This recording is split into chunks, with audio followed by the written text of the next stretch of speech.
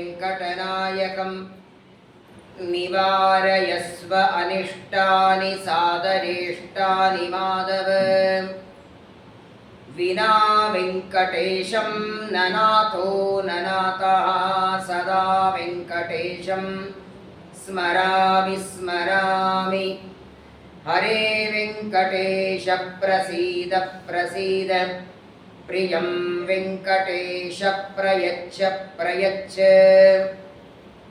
मातर्मे मातरिष्वन् पितुरतुलगुरो भ्रातरिष्टाप्तबन्धो स्वामिन् सर्वान्तरात्मन्नजरजररितज्जन्ममृत्यामयानां गोविन्दे देहि भक्तिं भवति च भगवन्नूर्जितां निर्निमित्तां निर्व्याजां निश्चलां सद्गुणगणबृहतीं शाश्वतीमाशुदेव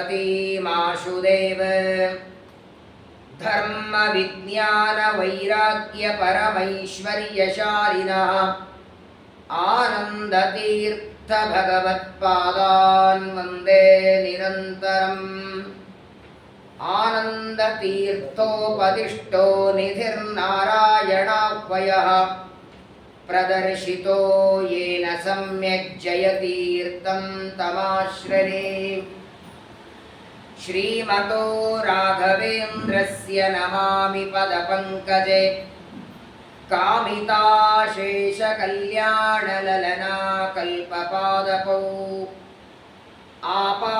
आपादमौलिपर्यन्तं गुरूणामाकृतिं स्मरेत् तेन विघ्नाः प्रणश्यन्ति सिद्ध्यन्ति च मनोरथाः श्रीगुरुभ्यो नमः। मातुर्वचनमाकर्ण्यकृतवान् किं रमापतिः तन्ममाचक्ष्व भगवन् सविस्तारं सतां प्रियम् स्वस्त्यस्तु सताम् अशेषसन्मङ्गलानि भवन्तु श्लोकैकश्रवणपठनमात्रेण कथा वक्तुश्च श्रोतॄणां निखिलकलिकतकल्मषापनूतनपटुतरे मोक्षाद्यखिलपुरुषार्थसाधनीभूते भविष्योत्तरपुराणे वेङ्कटेशमाहात्म्ये यत्किञ्चित् पूर्वोक्तप्रमेयानुवादः। हरिः ओं हरिः ओं हरिः ओं।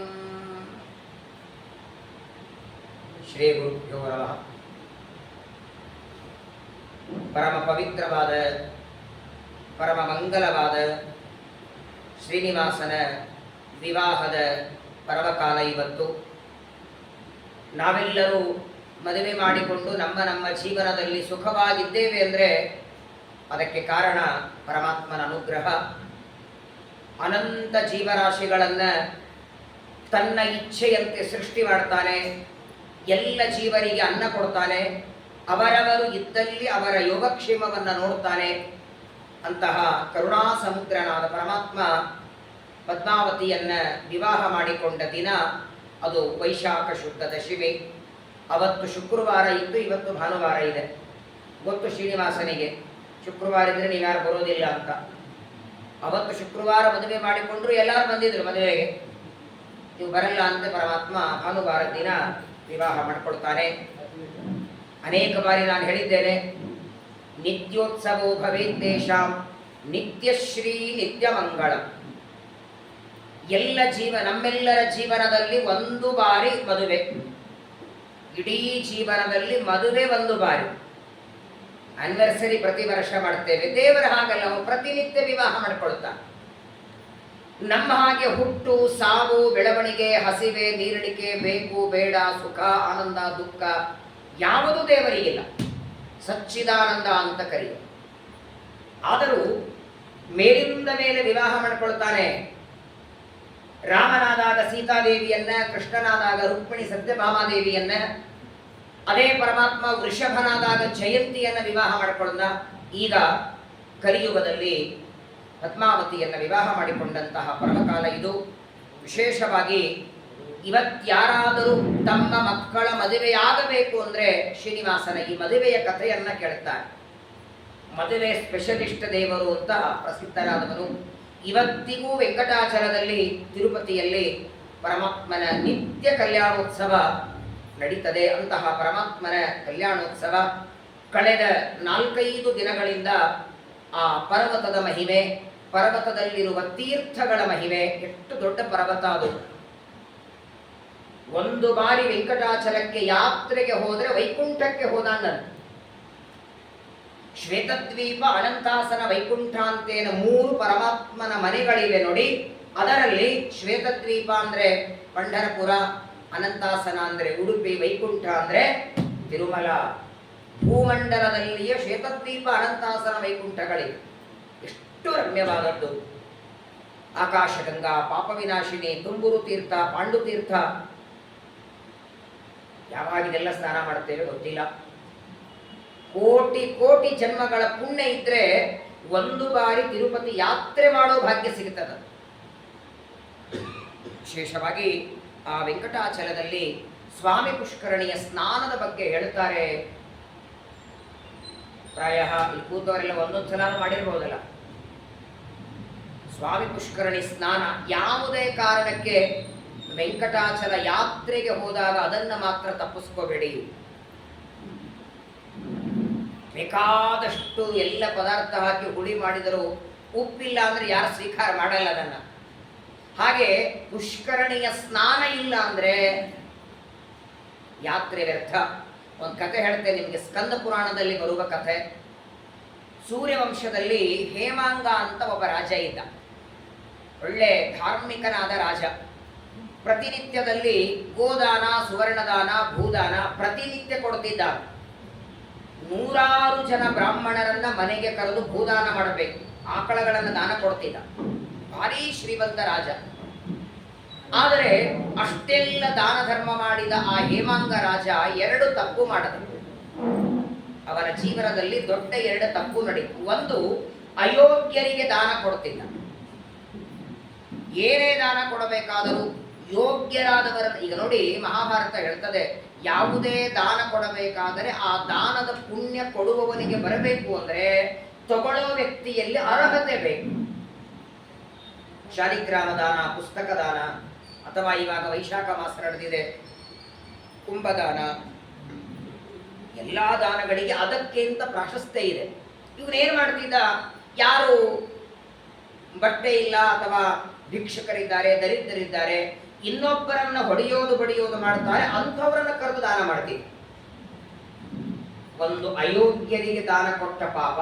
ಇನ್ನೊಂದು ದೊಡ್ಡ ತಪ್ಪು ಹೇಮಾಂಗರಾಜ ಮಾಡಿದ್ದು ಅಂದ್ರೆ ಇಡೀ ಜೀವನದಲ್ಲಿ ನೀರು ದಾನ ಮಾಡಿರಲಿಲ್ಲ. ನೀರು ಸುರಿದಂಗೆ ಬೆಳ್ಳಿ ಬಂಗಾರ ಕೊಡ್ತಿದ್ದ. ಬೆಳ್ಳಿ ಬಂಗಾರ ರತ್ನ ಮುತ್ತುಗಳನ್ನ ಚೀಲಗಟ್ಟಲೆ ದಾನ ಕೊಡ್ತಿದ್ದ, ಆದ್ರೆ ನೀರು ದಾನ ಮಾತ್ರ ಮಾಡಲಿಲ್ಲ. ಯಾರಾದ್ರೂ ಬಂದು ಹೇಮಾಂಗ ರಾಜನಿಗೆ ನೀರು ಬೇಕು ಅಂತ ಬೇಡಿದರೆ, ಅಯ್ಯೋ ನೀರೇನು ಯಾರಾದ್ರೂ ಕೊಡ್ತಾರೆ, ನಾನೇನು ಕೊಡೋದನ್ನ, ಬೇಕಾದರೆ 1-2 ಚೀಲ ಬೆಳ್ಳಿ ಬಂಗಾರ ವೈರಿ ಅನ್ಬೇಕು. ಇರೋವರೆಗೆ ದಾನ ಧರ್ಮ ಮಾಡಿದ. ಕೊನೆ ಆಯುಷ್ಯದ ಕೊನೆ ಭಾಗದಲ್ಲಿ ರೋಗದಿಂದ ದೇಹ ಬಿಟ್ಟ, ಯಮಲೋಕಕ್ಕೆ ಬರ್ತಾನೆ. ಚೆನ್ನಾಗಿ ಬಾರಿಸ್ತಾರೆ ಯಮದೂತರು. ಹೇಮಾಂಗ ರಾಜ ಅಂತಾನೆ, ಯಮಲೋಕದಲ್ಲಿ ಶಿಕ್ಷೆ ಆಗಬಾರದು ಅಂತ ಹೇಳೇನೆ ದಾನ ಧರ್ಮ ಮಾಡಿ ಅಂತಾರೆ. ಮತ್ತ ಅಷ್ಟೆಲ್ಲ ದಾನ ಮಾಡಿದ್ರು ತಪ್ಪಲೇ ಇಲ್ಲಲ್ಲ. ಚಿತ್ರಗುಪ್ತರಂತಾರೆ, ನೋಡು ದಾನೇನೋ ಬೇಕಾದಷ್ಟು ಮಾಡಿದ್ದೆ, ಆದರೆ ಪ್ರಪಂಚದೊಳಗೆ ಅತೀ ದೊಡ್ಡ ದಾನ 2, ಅನ್ನದಾನಂ ಪರಂ ದಾನಂ. ಒಂದು ಅನ್ನದಾನ, ಇನ್ನೊಂದು ನೀರು. ನೀರಡಿಸಿದವನಿಗೆ ನೀರು, ಅದು 2 ನೀರು ಕೊಟ್ಟಿಲ್ಲ. ನೀನು ನೀರು ದಾನ ಮಾಡದೇ ಇದ್ದದ್ದರಿಂದ ನಿನಗೆ ಮುಂದಿನ ಜನ್ಮದಲ್ಲಿ ಜಾತಕ ಪಕ್ಷಿಯ ಜನ್ಮ ಬರ್ತದೆ. ಆ ಜಾತಕ ಪಕ್ಷಿ ನೋಡಿರ್ಬೋದು ನೀವು, ಮಳೆ ನೀರಿಗಾಗಿ ಕಾಯ್ತದೆ. ಜಾತಕ ಪಕ್ಷಿಯ ಜನ್ಮ ಆದ ಮೇಲೆ ನಾಯಿಯ ಜನ್ಮ ಬರ್ತದೆ, ಅದರ ನಂತರ ಕತ್ತಿಯ ಜನ್ಮ ಬರ್ತದೆ, ಅದರ ನಂತರ 21 ಬಾರಿ ಹಲ್ಲಿ ಆಗ್ತಿ ನೀನು. ನೀರು ಕೊಡದೇ ಇದ್ರೆ ಏನಾಗುತ್ತೆ ನೋಡಿ.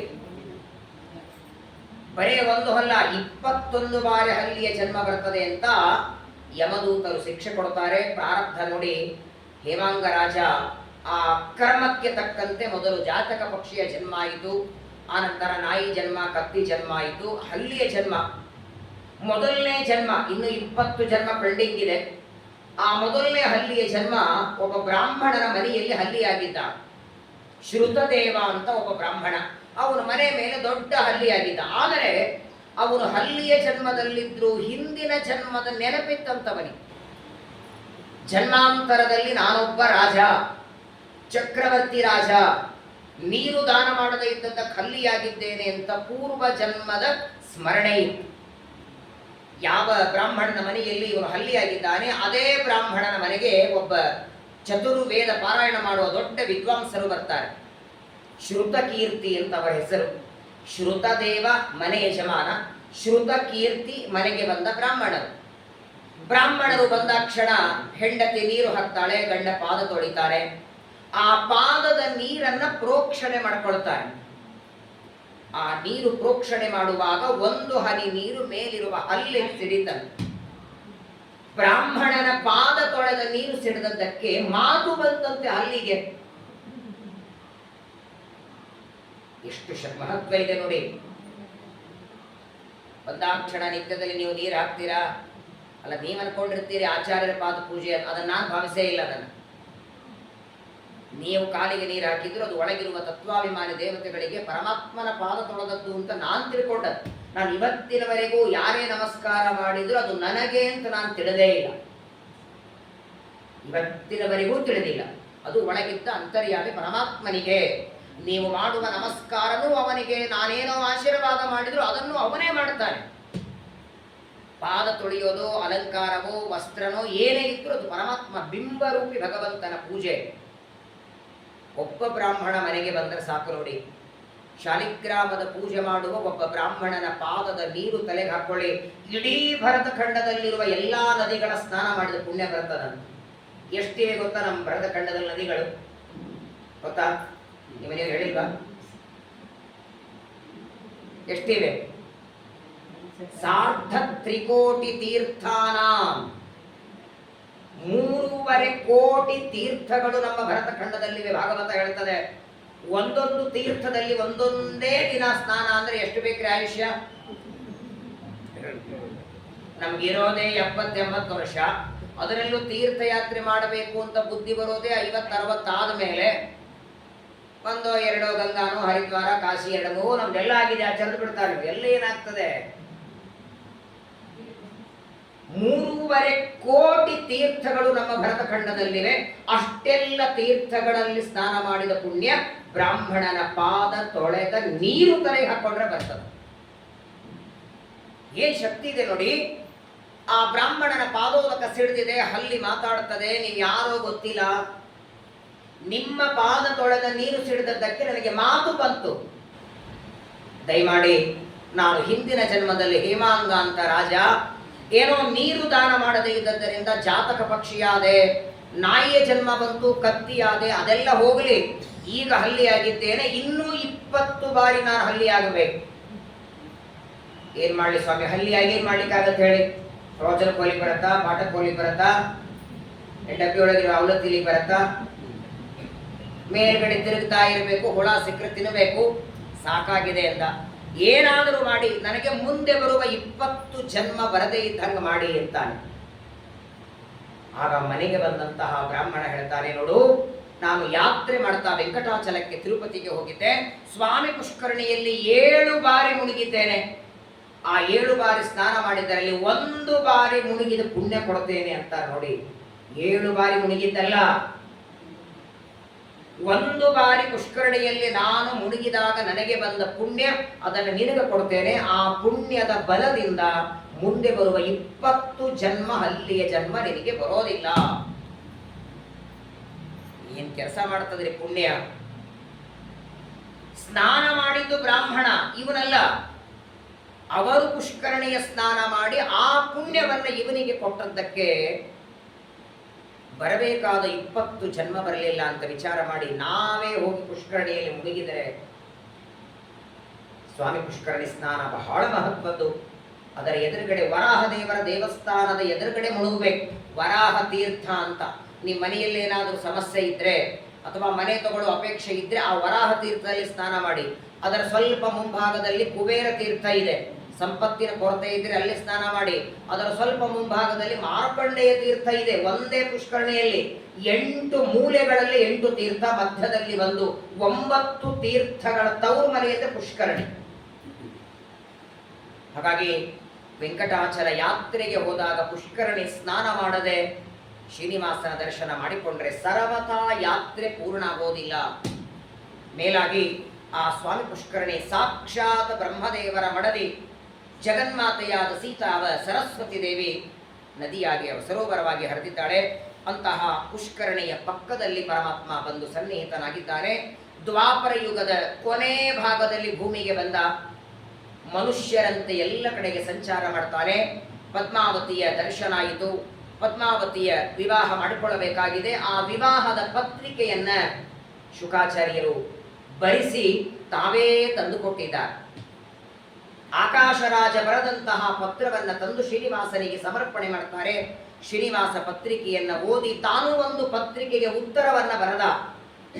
ಆಕಾಶರಾಜನಿಗೆ ಆದರ ಗೌರವದಿಂದ ಉತ್ತರವನ್ನ ಬರೆದು ಇಷ್ಟೆಲ್ಲ ಕಾರ್ಯ ಮುಗಿದು ಮದುವೆಯ ಸಿದ್ಧತೆ ನಡೆದಿದೆ.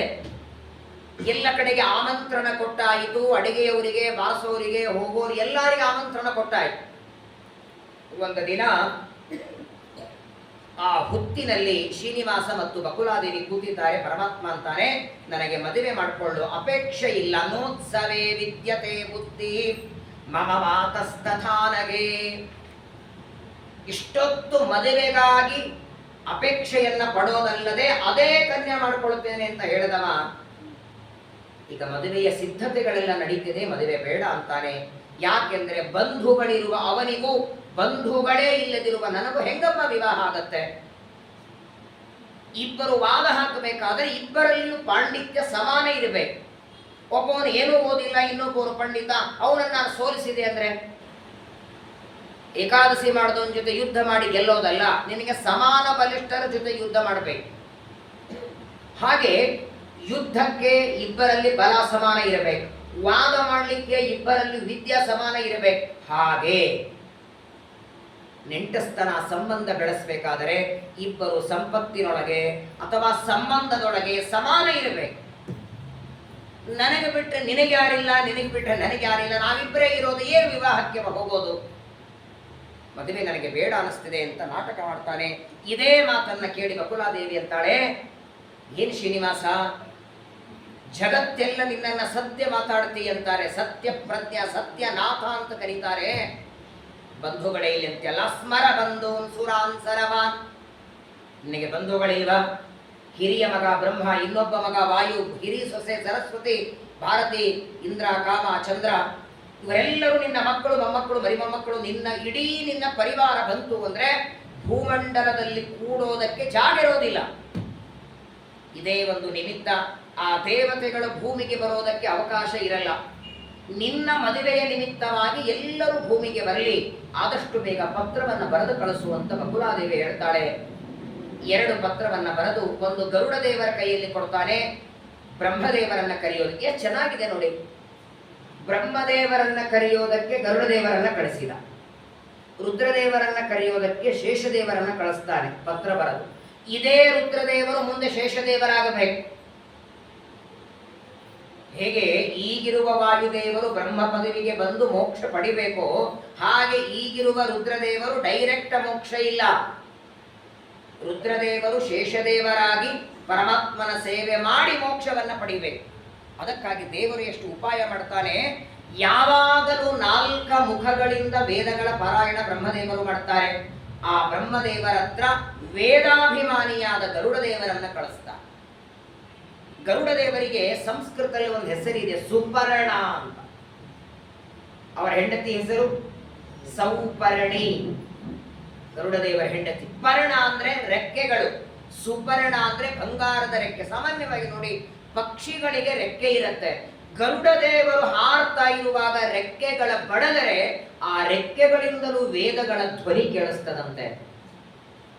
ಅಪೌರುಷೇಯವಾದ ವೇದಗಳನ್ನ ಉಚ್ಚಾರ ಮಾಡ್ತಾ ಪರಮಾತ್ಮನನ್ನ ಹೆಗಲ ಮೇಲೆ ಕರ್ಕೊಂಡು ಹೋಗ್ತಾರೆ. ಪಕ್ಷಿ ವಾಹನ ಇಬ್ಬರಿದ್ದಾರೆ, ಒಂದು ವಾಯುದೇವರು, ಇನ್ನೊಂದು ಗರುಡದೇವರು. ಆ ಗರುಡದೇವರಿಗೆ ಪತ್ರವನ್ನ ಕೊಟ್ಟು ಬ್ರಹ್ಮದೇವರ ಹತ್ರ ಕಳಿಸ್ತಾನೆ. ಬ್ರಹ್ಮದೇವರ ಎದುರುಗಡೆ ಸಾಷ್ಟಾಂಗ ನಮಸ್ಕಾರ ಮಾಡ್ತಾರೆ ಗರುಡದೇವರು. ಬ್ರಹ್ಮದೇವರಿಗೆ ಆನಂದ ಆಯಿತು. ಪತ್ರವನ್ನು ಕೊಟ್ಟಿದ್ದಾರೆ. ಬ್ರಹ್ಮದೇವರು ತಮ್ಮ ಹೆಂಡತಿ ಸರಸ್ವತಿಗೆ ಹೇಳ್ತಾರೆ, ವಾಯುದೇವರು ಭಾರತೀ ದೇವಿಗೆ, ಇಂದ್ರದೇವರು ಶಚಿದೇವಿಗೆ, ಯಮದೇವರು ಶ್ಯಾಮಲಾದೇವಿಗೆ, ತಮ್ಮ ತಮ್ಮ ಮಡದಿಯರಿಗೆ ಹೇಳ್ತಾರೆ. ಎಲ್ಲರೂ ಅಲಂಕಾರ ಮಾಡಿಕೊಂಡಿದ್ದಾರೆ. ಬ್ರಹ್ಮದೇವರಿಗೆ 4 ತಲೆಗಳು. ಒಂದು ತಲೆಗೆ ರುಮಾಲ್ ಕಟ್ಕೊಂಡಿದ್ದಾರೆ, ಇನ್ನೊಂದಕ್ಕೆ ಉಷ್ಣೀಶ, ಇನ್ನೊಂದಕ್ಕೆ ಕಿರೀಟ, ಮತ್ತೊಂದಕ್ಕೆ ದರ್ಭೆಯಿಂದ ಮಾಡಿದ ಕಿರೀಟ ಹಾಕಿಕೊಂಡು ಅಲಂಕಾರ ಮಾಡಿಕೊಂಡು ಹಂಸವಾಹನರಾಗಿ ಹೊರಟಿದ್ದಾರೆ. ಬ್ರಹ್ಮದೇವರು ಹಂಸವಾಹನ, ವಾಯುದೇವರು ಜಿಂಕೆ ಮೇಲೆ, ರುದ್ರದೇವರು ನಂದಿವಾಹನ. ತಮ್ಮ ತಮ್ಮ ವಾಹನ, ತಮ್ಮ ಮಡದಿ, ತಮ್ಮ ಮಕ್ಕಳು, ಶಿಷ್ಯರು, ಬಂಧುಗಳು ಎಲ್ಲ ಪರಿವಾರ ಸಹಿತವಾಗಿ ವೆಂಕಟಾಚಲಕ್ಕೆ ಪ್ರಯಾಣ ಹೊರಟಿದೆ.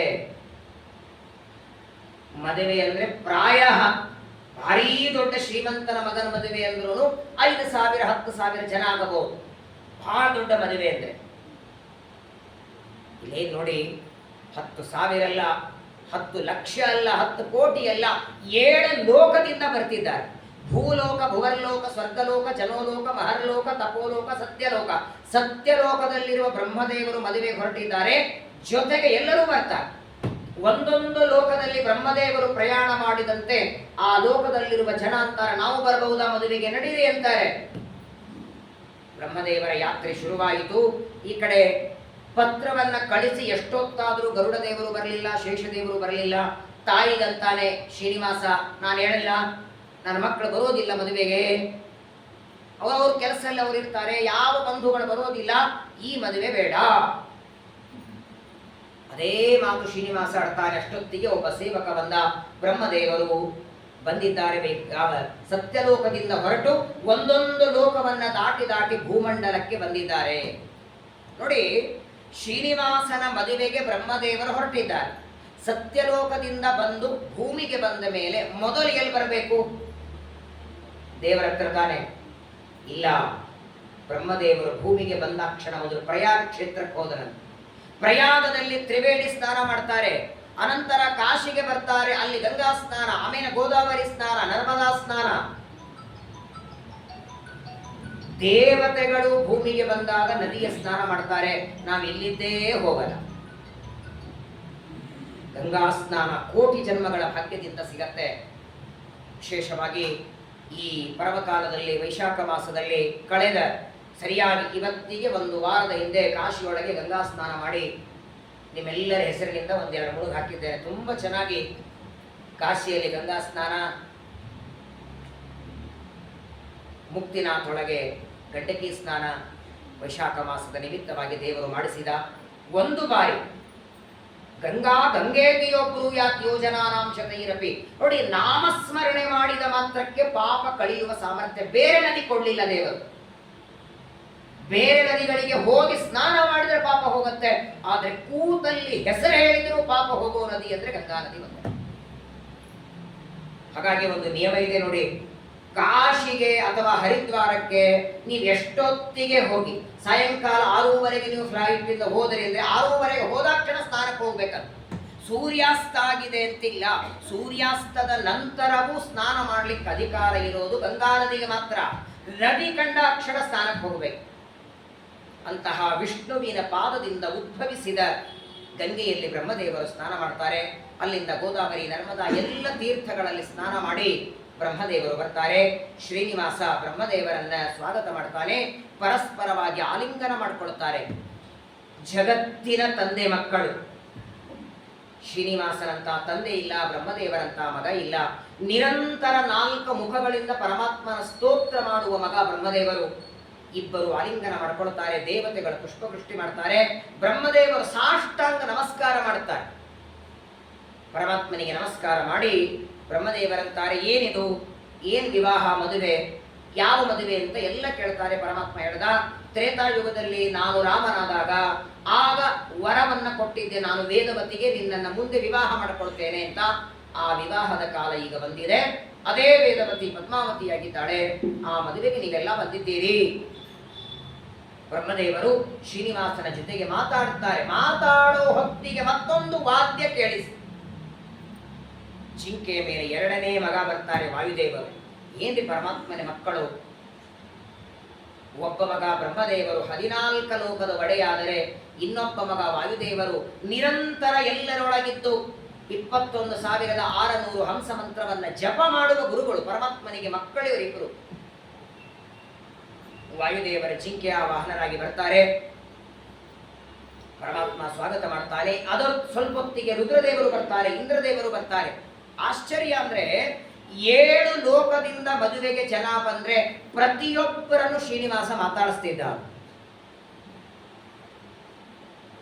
ಪ್ರಯಾಣ ಹೇಗಾಯಿತು, ಹೇಗಿದ್ದೀರಿ ಅಂತ ಎಲ್ಲರ ಜೊತೆಗೆ ಮಾತಾಡಿಸ್ತಿದ್ದ. ಎಷ್ಟು ಜನ ಮದುವೆಗೆ ಬಂದಾರೆ, ಪ್ರತಿಯೊಬ್ಬರ ಜೊತೆಗೂ ಶ್ರೀನಿವಾಸ ಮಾತಾಡಿದ್ದಾನೆ. ನಮ್ಮ ಮದುವೆಗೆ ಬಂದವ್ರ ಜೊತೆ ಮಾತಾಡೋದು ಬಿಡಿ, ಯಾರು ಬಂದಿದ್ದಾರೆ ಅಂತ ಗೊತ್ತಿರಲ್ಲ. ಒಂದ್ ತಿಂಗಳಾದ್ಮೇಲೆ ವಿಡಿಯೋ ನೋಡಿದಾಗ ಗೊತ್ತಾಗತ್ತೆ, ಓ ಇವರು ಬಂದಿದ್ರಾ. ಎಷ್ಟೋ ಜನ ಬಂದು ಗಿಫ್ಟ್ ಕೊಟ್ಟು ಊಟ ಮಾಡಿ ಹೋಗಿರ್ತಾರೆ, ಬಂದಿದ್ದಾರೆ ಅಂತ ಗೊತ್ತಿರಲ್ಲ. ಅದೇನ್ ಮಾಡಿಸಿರ್ತಿರಲ್ಲ ವಿಡಿಯೋ, ಇವರು ಬಂದಿದ್ರ ಅಂತ ಅಂತಾರೆ. ಆಮೇಲೆ ಇದು ನಮ್ಮ ಪರಿಸ್ಥಿತಿ. ಏನ್ ಪರಮಾತ್ಮ ಮಾಡಿ ತೋರಿಸ್ತಾನೆ ನೋಡಿ. ಮನೆಗೆ ಬಂದ ಅತಿಥಿಗಳ ಸತ್ಕಾರ ಹೇಗ್ ಮಾಡಬೇಕು ಸ್ವತಃ ಮಾಡಿ ತೋರಿಸ್ತಾನೆ.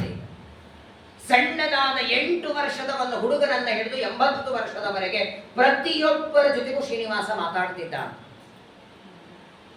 ಎಲ್ಲರಿಗೂ ಬನ್ನಿ ಅಂತ ಕರಿಬೇಕು. ಆಶ್ಚರ್ಯ ನೋಡಿ, ಸಾಮಾನ್ಯವಾಗಿ ಮದುವೆಗಳಲ್ಲಿ ಯಾರಾದರೂ ಬಂದ್ರೆ ಒಳಗ್ ಬನ್ನಿ ಅಂತ ಕರೀತಾರೆ, ಕೂಡಿಸ್ತಾರೆ, ತಿನ್ನೋದಕ್ಕೆ ಉಣೋದಕ್ಕೆ. ದೇವರೇನ್ ಮಾಡಿಬಿಟ್ಟಿದ್ದ ಅಂದ್ರೆ ಬಂದಾಕ್ಷಣ ಅವರನ್ನೆಲ್ಲ ಸ್ವಾಗತ ಮಾಡಿ ಅವರಿಗೆ ಕೂಡೋದಕ್ಕೆ ವ್ಯವಸ್ಥೆ. ಈಗ 8, 10, 20, 50 ಜನ ಇದ್ರೆ ಚೇರ್ ಆಗ್ತದೆ. ಹಿಂದ್ಗಡೆ ಚೇರು ಇದೆ, ಅಲ್ಲಿ ಎಷ್ಟು ಚೇರ್ ಹಾಕ್ತೀರಿ ಹೇಳಿ. ಬಂದದ್ದು 20, 30, 100, 1000, ಲಕ್ಷ ಅಲ್ಲ, 7 ಲೋಕದಿಂದ ಬಂದಿದ್ದಾರೆ. ಹೆಂಗ್ರಿ ವ್ಯವಸ್ಥೆ ಮಾಡ್ತಾನೆ.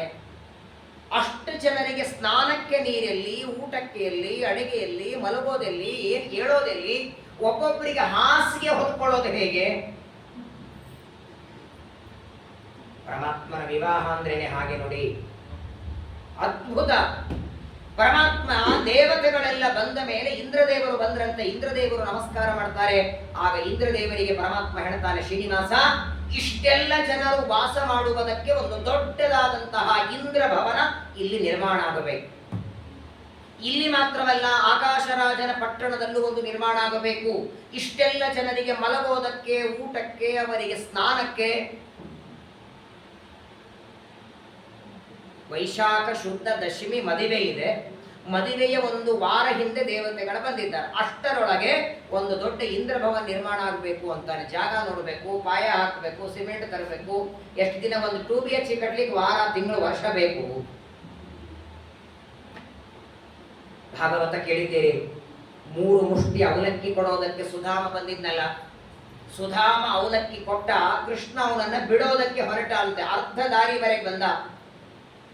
ಬೇಡ ಸ್ವಾಮಿ, ನಾನು ಹೋಗ್ತೇನೆ ಅಂತಾನೆ ಸುಧಾಮ.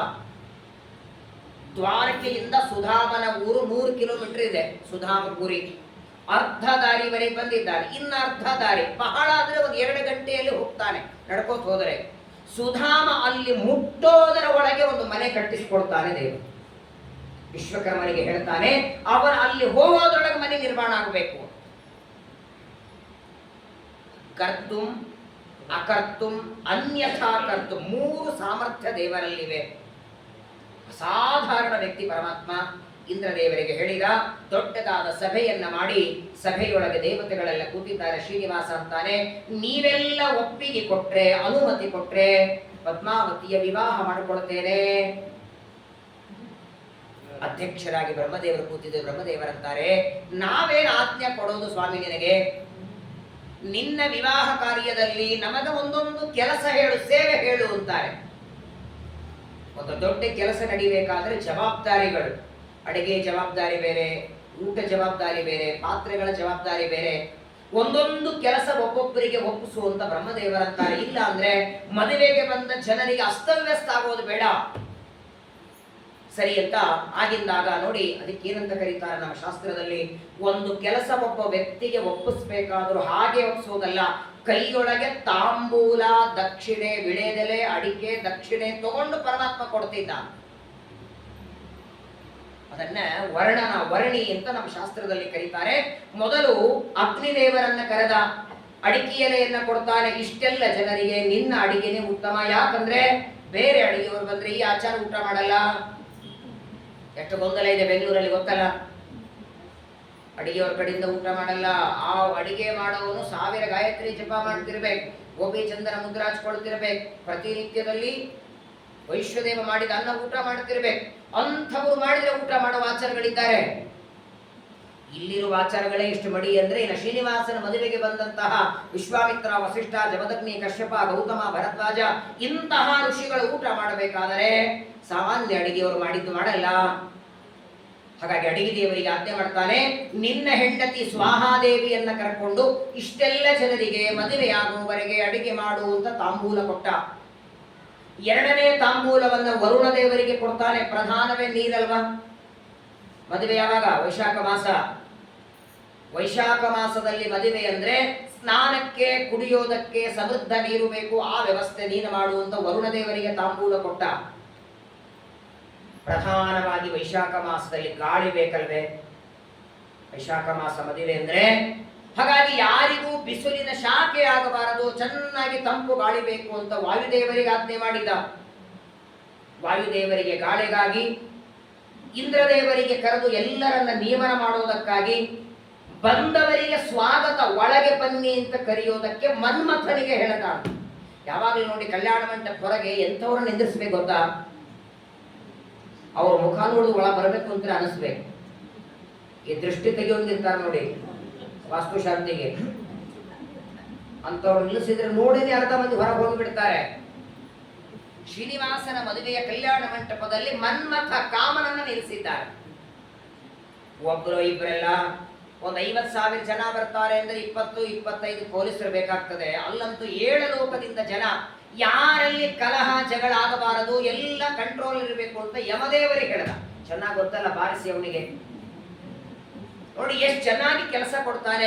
ಯಾವ ಕೆಲಸ ಮಾಡೋದಕ್ಕೆ ಯಾರು ಸಮರ್ಥರೋ ಅವರಿಗೆ ಆ ಕೆಲಸ ಕೊಡ್ತಾನೆ.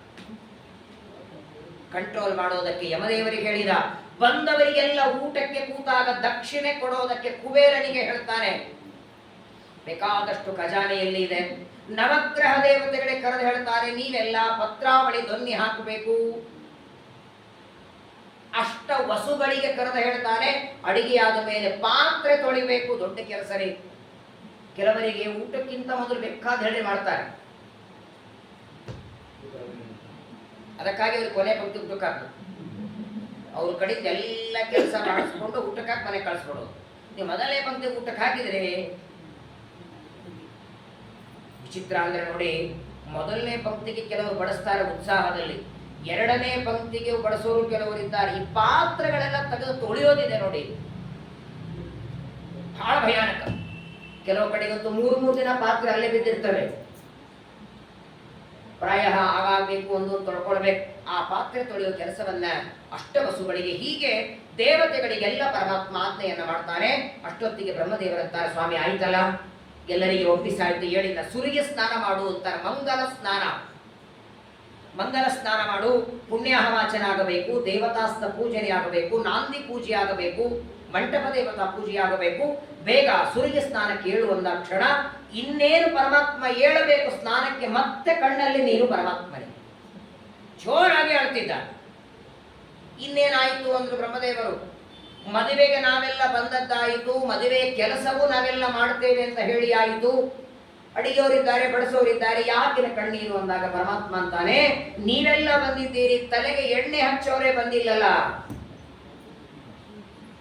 ಎಣ್ಣೆ ಹಚ್ಕೊಂಡು ನಾನು ಸ್ನಾನ ಮಾಡಬೇಕು.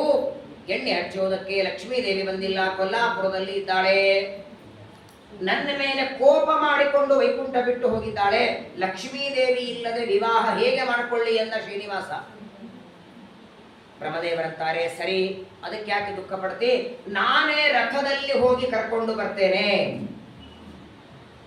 ಬ್ರಹ್ಮದೇವರಂತಾರೆ, ನಾನು ಹೋಗಿ ಕರ್ಕೊಂಡು ಬರ್ತೇನೆ ಎಂದಾಗ ಶ್ರೀನಿವಾಸ ಬೇಡ ಅಂತಾನೆ. ನೀನು ಹೋದರೂ ಲಕ್ಷ್ಮೀ ದೇವಿ ಬರುವುದಿಲ್ಲ, ಅವಳು ಕೋಪದಿಂದ ಹೋಗಿದ್ದಾಳೆ. ಹಾಗಾದ್ರೆ ಏನ್ ಮಾಡೋದೀಗ? ಲಕ್ಷ್ಮೀ ದೇವಿ ಬರದ ಹೊರತು ನೀನು ಸ್ನಾನಕ್ಕೆ ಕೇಳೋದಿಲ್ಲ. ಅದಕ್ಕಾಗಿ ನೋಡಿ, ನಮ್ಮಲ್ಲಿ ದೇವರ ಪೂಜೆ ಮಾಡುವಾಗ ದೇವರಿಗೆ ಏನೇ ಸಮರ್ಪಣೆ ಮಾಡಬೇಕಾದರೂ ಶಂಖಕ್ಕೆ ಮುಟ್ಟಿಸಿ ಸಮರ್ಪಣೆ ಮಾಡುತ್ತೇವೆ.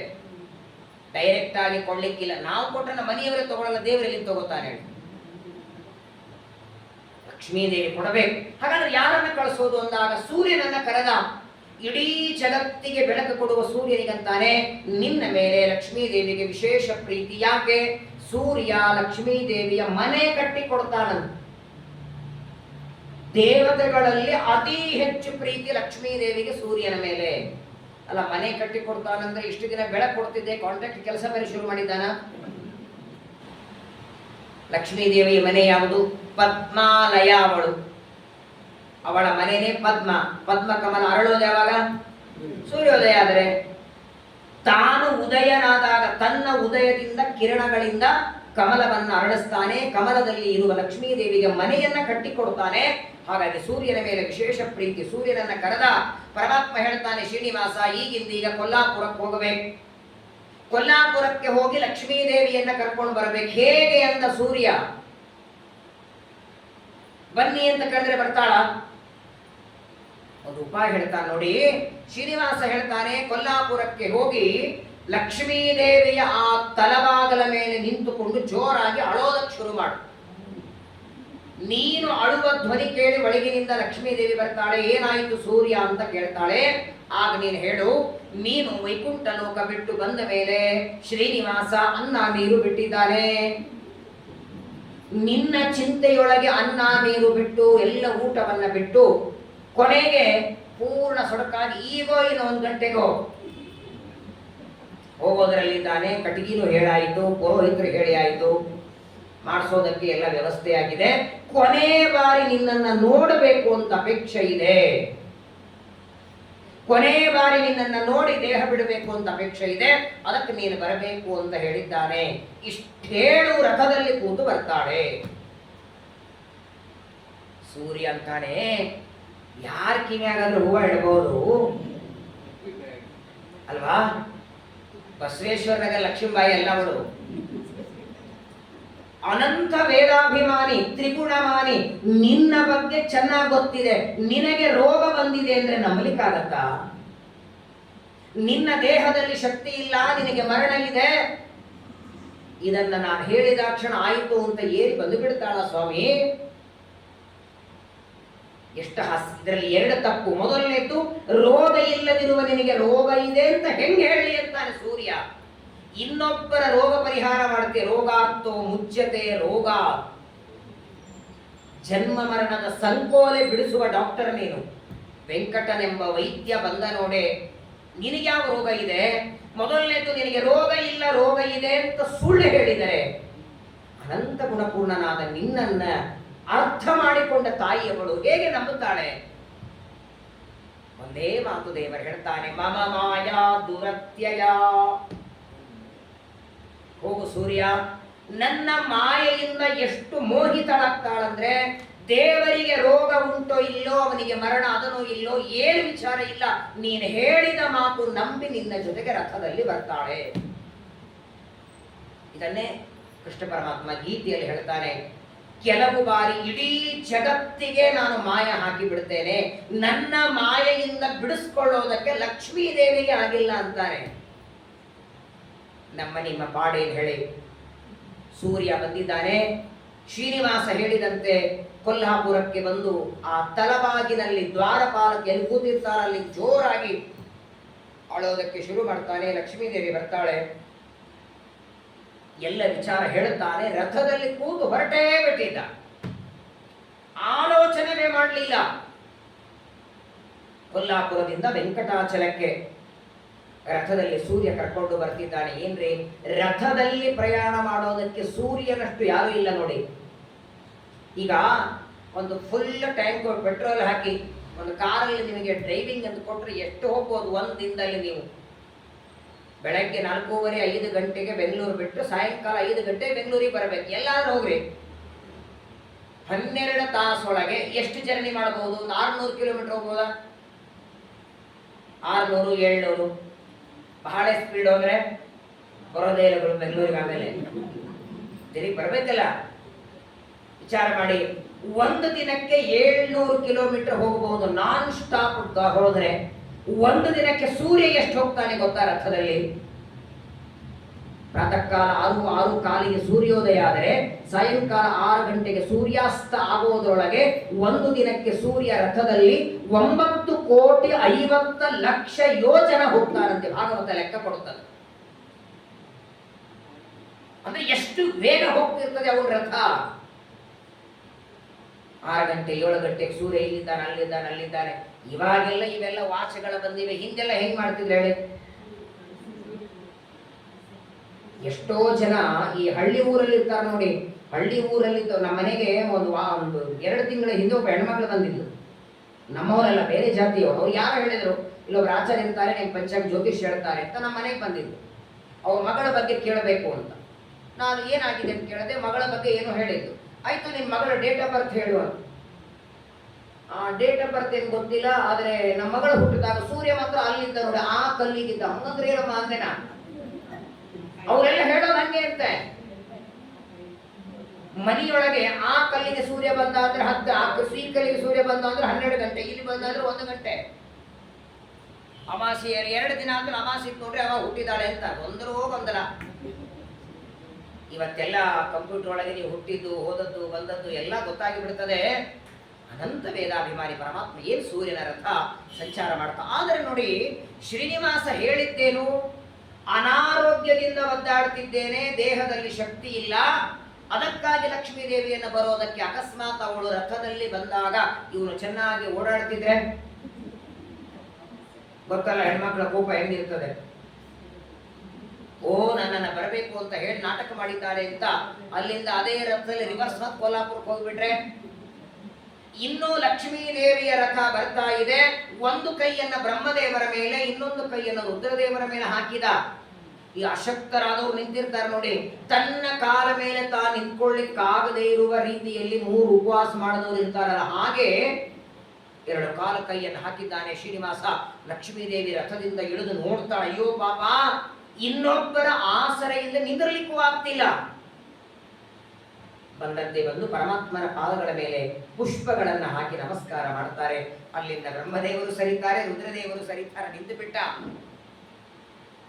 ಲಕ್ಷ್ಮೀ ದೇವಿ ನಮಸ್ಕಾರ ಮಾಡ್ತಾಳೆ. ಮಮ ಮಾಯಾ ದುರತ್ತೆಯ ಅಂತಾಳೆ. ಏನಿದು? ಯಾಕೆ ನನ್ನನ್ನು ಕರೆದಿ ಅಂತಾಳೆ. ನಿನಗೆ ಅನಾರೋಗ್ಯ ಅಂತ ಕೇಳಿ ನಾನು ಓಡಿ ಬಂದೆ, ಯಾಕೆ ನನ್ನನ್ನು ಬರೋದಕ್ಕೆ ಹೇಳಿದೆ? ಪರಮಾತ್ಮ ಅಂತಾರೆ, ತ್ರೇತಾಯುಗದಲ್ಲಿ ನೀನು ಸೀತೆಯಾದಾಗ ಒಂದು ಮಾತು ನೀನು ಹೇಳಿದ್ದಿ, ನೆನಪಿದೆಯಾ? ನಿನ್ನೆ ಮೊನ್ನೆದೇ ನೆನಪಿರಲ್ಲ. ಎಲ್ಲಿ ತ್ರೇತಾಯುಗ, ಎಲ್ಲಿ ಕಲಿಯುಗ? ಲಕ್ಷ್ಮೀದೇವಿ ಅಂತಾಳೆ, ಹೌದು, ನಾನು ಸೀತಾದೇವಿ ಆದಾಗ ರಾವಣನ ಅಂತಃಪುರದಲ್ಲಿ ಇರುವ ವೇದವತಿಯನ್ನ ವಿವಾಹ ಮಾಡ್ಕೊ ಅಂತ ಹೇಳಿದ್ದೆ. ನೀನು ಮುಂದೆ ಕಾಲಾಂತರದಲ್ಲಿ ವಿವಾಹ ಮಾಡ್ಕೊಳ್ತೀನಿ ಅಂತ ಹೇಳಿದ್ದಿ. ಈಗ ಆ ಕಾಲ ಬಂದಿದೆ. ಅದೇ ವೇದವತಿ ಈಗ ಪದ್ಮಾವತಿಯಾಗಿದ್ದಾಳೆ. ಆ ಪದ್ಮಾವತಿಯ ವಿವಾಹಕ್ಕಾಗಿ ದೇವತೆಗಳೆಲ್ಲ ಬಂದಿದ್ದಾರೆ. ನೀನೇ ಮುಂದೆ ನಿಂತು ವಿವಾಹ ಮಾಡಿಕೊಳ್ಳಬೇಕು, ವಿವಾಹ ಮಾಡಿಸ್ಬೇಕು ಅಂತ ಲಕ್ಷ್ಮೀ ದೇವಿಗೆ ಹೇಳ್ತಾನೆ ಪರಮಾನಂದ. ಲಕ್ಷ್ಮೀ ದೇವಿ ಕೈಯಲ್ಲಿ ಬಂಗಾರದ ಬಟ್ಲ ಕೊಟ್ಟಿದ್ದಾರೆ. ಎಣ್ಣೆ ಹಾಕಿ ಪರಮಾತ್ಮನನ್ನು ಕೂಡಿಸಿ ಎಣ್ಣೆ ಹಚ್ಚಿದ್ದಾಳೆ. ವಸಿಷ್ಠರ ಹೆಂಡತಿ ಅರುಂಧತಿ ನೀರು ಹಾಕ್ತಾರೆ. ದೀರ್ಘಾಯುರ್ಭವ ಗೋವಿಂದ ಪುತ್ರ ಬಾಂಧನ ಬಾಂಧವ ಚತುರ್ದಶಾನಾಂ ಲೋಕಾನಾಂ ಏಕಶ್ಛತ್ರಾಧಿಪೋ ಭವ. ಈ ಮದುವೆಗಿಂತ ಮೊದಲು ಈ ಮಂಗಲ ಸ್ನಾನ ಅಂತ ಮಾಡ್ತಾರೆ. ಒಂದು 5 ಕಲಶ ಇಟ್ಟು ಅದಕ್ಕೆ ದಾರದಿಂದ ಸುತ್ತಿ ಮಧ್ಯದಲ್ಲಿ ಮಣೆ ಹಾಕಿ ಆ ಮದುಮಗನ ತಂದೆ ತಾಯಿಗಳನ್ನ ಕಳಸಗಿತ್ತಿ ಅಂತ ಅವರ ತಂಗಿಯನ್ನ ಕೂಡಿಸಿ ಎಣ್ಣೆ ಹಚ್ಚಿ ಸ್ನಾನಕ್ಕೆ. ಇಲ್ಲಿ ನೋಡಿ, ಬ್ರಹ್ಮದೇವರು 4 ಕಡೆಗೆ ಬಂಗಾರದ ಕೊಳಗಗಳನ್ನು ಇಟ್ಟಿದ್ದಾರೆ. ಗಂಗಾದಿ ನದ್ಯಭಿಮಾನಿಗಳ ನೀರು ತುಂಬಿದ್ದಾರೆ. ಶ್ರೀನಿವಾಸನಿಗೆ ಒಳಗೆ ಕೂಡಿಸಿ ಸುರಗಿ ಸ್ನಾನವನ್ನ ಎಲ್ಲ ದೇವತಾ ಸ್ತ್ರೀಯರು ಸ್ನಾನಕ್ಕೆ ಹಾಕ್ತಾರೆ. ಎಂತ ಭಾಗ್ಯ ಅದು! ಆ ಪರಮಾತ್ಮನಿಗೆ ಸುರಗಿ ಸ್ನಾನ ಹಾಕುವಾಗ ಆಶೀರ್ವಾದ ಮಾಡ್ತಾರಂತೆ. ದೀರ್ಘಾಯುರ್ಭವ, ಆಯುಷ್ಯವಂತನಾಗು, ಆರೋಗ್ಯವಂತನಾಗು, 14 ಲೋಕಕ್ಕೆ ಒಡೆಯನಾಗು. ಏನಿದು ಆಶೀರ್ವಾದ ಮಾಡ್ಲಿಕ್ಕಿದೆಯಾ? ಸಾಮಾನ್ಯವಾಗಿ ನೋಡಿ, ನಾವು 2 ಮಾಡುತ್ತೇವೆ. ಈಗ ಸ್ವಾಮಿಗಳು ಬಂದ್ರೆ ಸ್ವಾಮಿಗಳಿಗೆ ಜಯವಾಗಲಿ, ಅದು ಆಶೀರ್ವಾದ ಅಲ್ಲ, ಅದನ್ನು ಹಾರೈಸ್ತೇವೆ ನಾವು. ಗುರುಗಳಿಗೆ ಜಯವಾಗಲಿ. ಹಾಗೆ ಪರಮಾತ್ಮನಿಗೆ ಆಶೀರ್ವಾದ ಮಾಡುವ ಯೋಗ್ಯತೆ. ಯಾಕಂತ ಕೇಳಿ, ಯಾವಾಗಲೂ ಅಕ್ಷತೆ ಆಶೀರ್ವಾದದಲ್ಲೇ ಇರಲ್ಲ.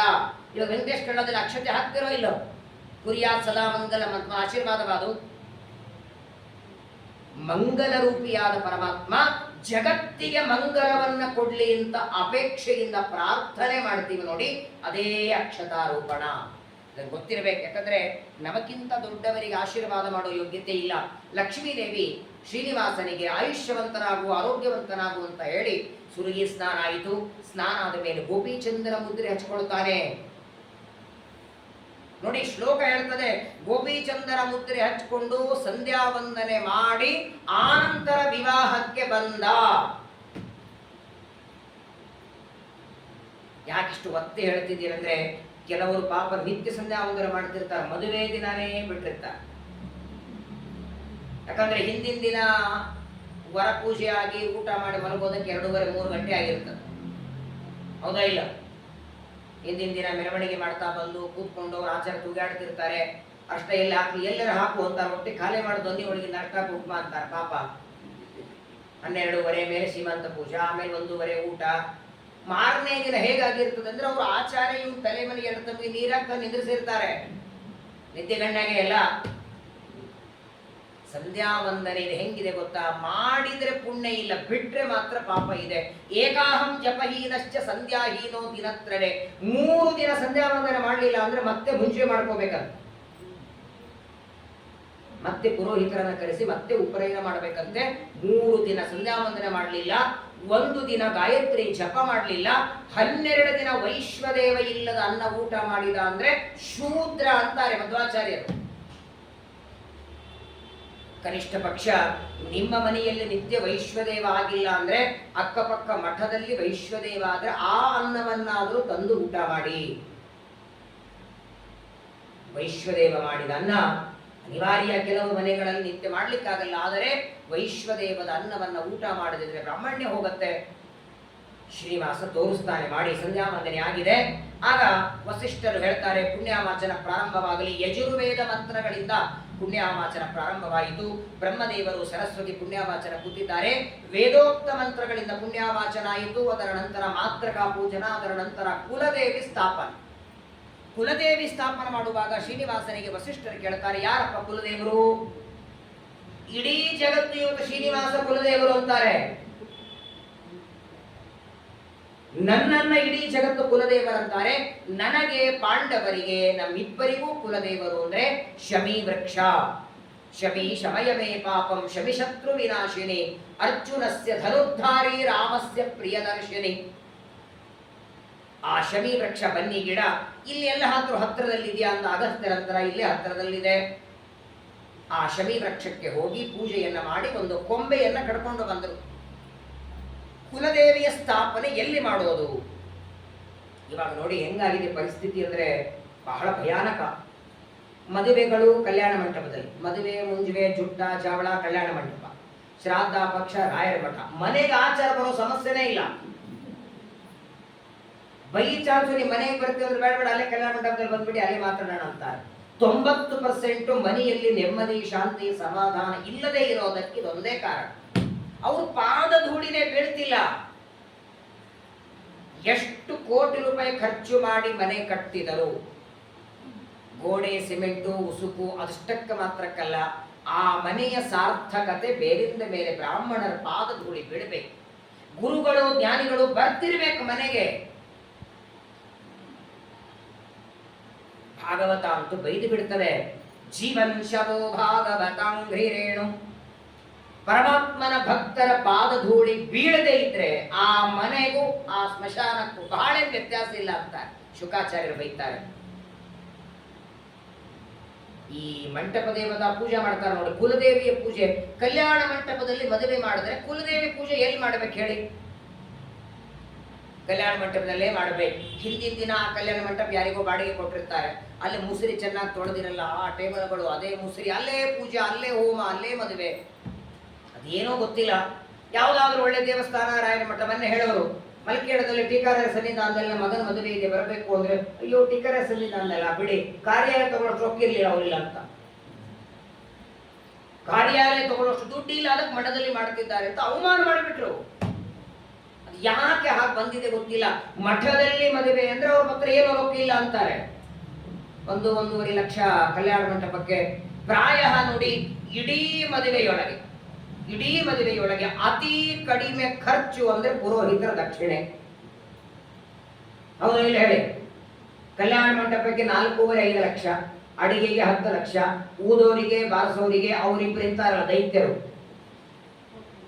ಮಹಾಭಯಾನಕ ದೈತ್ಯರು, ಫೋಟೋಗ್ರಾಫರು ವಿಡಿಯೋಗ್ರಾಫರು, ಅವರು ಒಂದು ಅರ್ಥದಲ್ಲಿ ರಾಹು ಕೇತು ಇದ್ದಂಗೆ ಅವ್ರ ದೃಷ್ಟಿ ಆಚಾರ ಮೇಲೆ ಇರ್ತದೆ.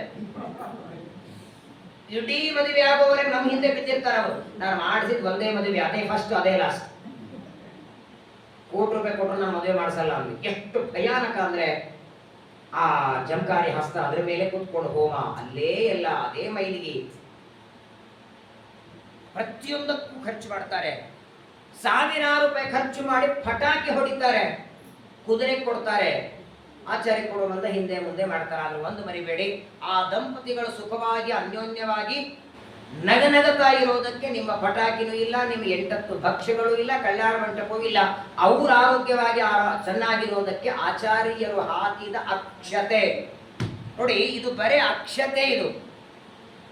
ಇದರ ಜೊತೆಗೆ ಆಚಾರ್ಯರ ಮಂತ್ರ ಸೇರಿದರೆ ಇದು ಮಂತ್ರಾಕ್ಷತೆ ಆಗತ್ತೆ. ಎಲ್ಲಿದೆ ಇವತ್ತು ಮಂತ್ರಗಳಿಗೆ ಬೆಲೆ ಹೇಳಿ? ಆಚಾರ್ಯ ಬೇಗ ಮುಗಿಸಿ ಆಯ್ತಾ, ಬೇಗ ಮುಗಿಸಿ ಆಯ್ತಾ. ಬೆಂಗಳೂರಲ್ಲಿ ಹೆಂಗಿದೆ ಗೊತ್ತಾ, ಅರ್ಧ ಗಂಟೆಯಲ್ಲಿ ಮದುವೆ ಮಾಡಿಸ್ಕೊಟ್ರೆ ₹30,000, 20 ನಿಮಿಷದಲ್ಲಿ ಮಾಡಿಕೊಟ್ರೆ ₹35,000, 15 ನಿಮಿಷದಲ್ಲಿ ಮದುವೆ ಮಾಡಿಕೊಟ್ರೆ ₹40,000, 10 ನಿಮಿಷದಲ್ಲಿ ಮಾಡಿಕೊಟ್ರೆ ₹50,000. 2 ಸೆಕೆಂಡ್ನಲ್ಲಿ ಮಾಡಿಸ್ಕೊಡಿ, 1 ಲಕ್ಷ ದಕ್ಷಿಣೆ ನಿಮಗೆ. ಕಡಿಮೆ ಸಮಯ ಆದಷ್ಟು ಹೆಚ್ಚು ದಕ್ಷಿಣೆ. ಮಂತ್ರಗಳಿಗೆ ಬೆಲೆ ಇಲ್ಲ, ಮಂತ್ರ ಹೇಳೋರಿಗೆ ಬೆಲೆ ಇಲ್ಲ. ಆದರೆ ದೇವರು ಮಾಡಿ ತೋರಿಸ್ತಾನೆ. ಏನು ಶ್ರೀನಿವಾಸನ ಮದುವೆ, ವಸಿಷ್ಠರಂತ ಪುರೋಹಿತರು ಮಂತ್ರ ಹೇಳ್ತಿದ್ದಾರೆ. ಆ ಕುಲದೇವಿಯನ್ನ ತಂದು ಎಲ್ಲಿ ಸ್ಥಾಪನೆ ಮಾಡೋದು ಅಂತ ಕೇಳಿದ್ರು ವಸಿಷ್ಠರು. ಯಾಕಂದ್ರೆ ಕುಲದೇವಿ ಪೂಜೆ ಮಾಡ್ತಾ ಇರೋದು ವೆಂಕಟಾಚಲದಲ್ಲಿ, ಮದುವೆ ಇರೋದು ನಾರಾಯಣಪುರದಲ್ಲಿ. ಕುಲದೇವಿ ಸ್ಥಾಪನೆ ಯಾವಾಗಲೂ ಸ್ವಂತ ಮನೆಯಲ್ಲಿ ಮಾಡಬೇಕು. ಶ್ರೀನಿವಾಸ ಅಂದ ಇಲ್ಲೇ ಪಕ್ಕದಲ್ಲಿ ವರಾಹ ದೇವರಿರ್ತಾರೆ, ಅವರು ಮನೆಯಲ್ಲಿ ಮಾಡೋಣ. ವರಾಹ ದೇವರ ಮನೆಯಲ್ಲಿ ಕುಲದೇವಿ ಸ್ಥಾಪನೆ ಮಾಡೋಣ ಅಂದಾಗ ಅಲ್ಲಿವರೆಗೆ ವರಾಹ ದೇವರಿಗೆ ಮದುವೆ ಆಮಂತ್ರಣನೇ ಕೊಟ್ಟಿಲ್ಲ ಅಂತ ನೋಡಿ.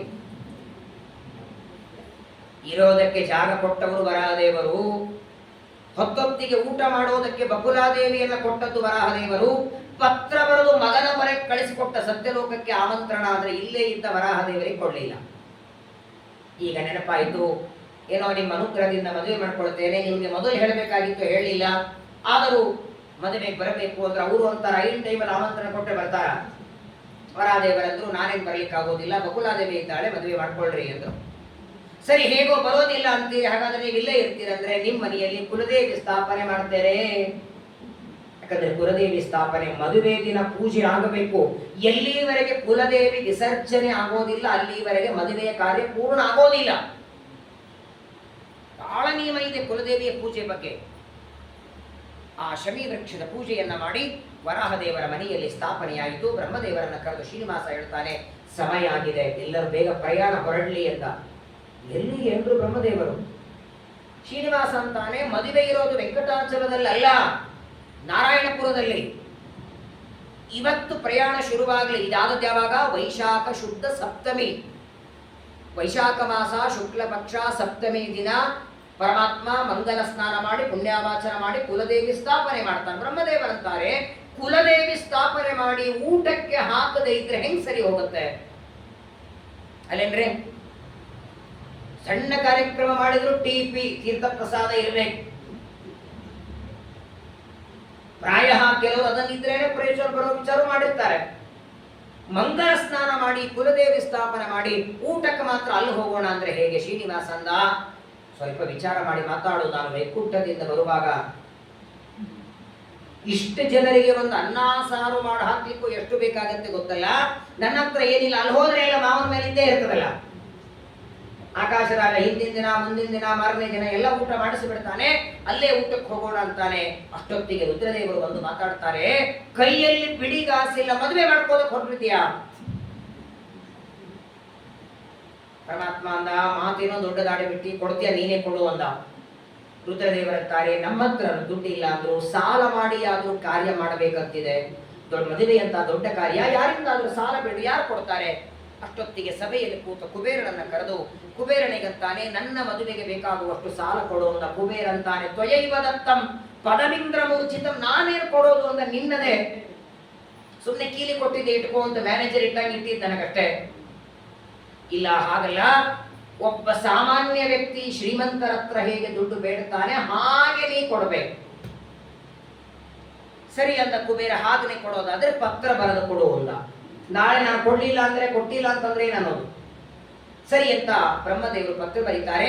ವೈಶಾಖ ಮಾಸ ಶುಕ್ಲ ಪಕ್ಷ ಸಪ್ತಮಿ ತಿಥಿ ಶ್ರೀನಿವಾಸ ತನ್ನ ಮದುವೆಗಾಗಿ ಕುಬೇರನಿಂದ 14 ಲಕ್ಷ ವರಾಹ ಬಂಗಾರದ ನಾಣ್ಯಗಳನ್ನ ಬಿಡುಗಡೆಯಾಗಿದ್ದವು ಸಾಲವಾಗಿ ಪಡೆದಿದ್ದಾನೆ. ಈ ಸಾಲವನ್ನ ತಗೊಂಡದ್ದು ಯಾವಾಗ? ವಿಲಂಬಿನಾಮ ಸಂವತ್ಸರ. ಸಂವತ್ಸರದ ಹೆಸರೇ ವಿಲಂಬ. ಹಾಗಾಗಿ ವಿಲಂಬವಾಗಿ ಕಟ್ಟುತ್ತಿರ್ತಾನೆ. ಇನ್ನೂ ಸಾಲವೇ ತೀರ್ತಿಲ್ಲ. ಅವನ ಸಾಲ, ಅವನು ಪೂಜಾ ಮಾಡೋರ ಸಾಲ ಎಲ್ಲ ತೀರ್ಬೇಕೀಗ. ಹಾಗಾಗಿ ನೋಡಿ, ಕಂಪಲ್ಸರಿ ನೀವ್ ಯಾರು ಪಂಢರಪುರಕ್ಕೆ ಹೋದ್ರೆ ಪ್ರಸಾದ್ ತೊಂಬ ಅಂತಾರೆ, ಉಡುಪಿಗೆ ಹೋದ್ರೆ ಇನ್ನೇನು ತೊಂಬ ಅಂತಾರೆ, ತಿರುಪತಿಗೆ ಹೋದ್ರೆ ನಮ್ದೊಂದು ಹುಂಡಿಗೆ ಹಾಕ್ರಿ ಅಂತ. ಅವತ್ತು ವಿಲಂಬಿನಾಮ ಸಂವತ್ಸರದಲ್ಲಿ ಮದುವೆಗಾಗಿ ಸಾಲವನ್ನು ತಗೊಳ್ತಾನೆ.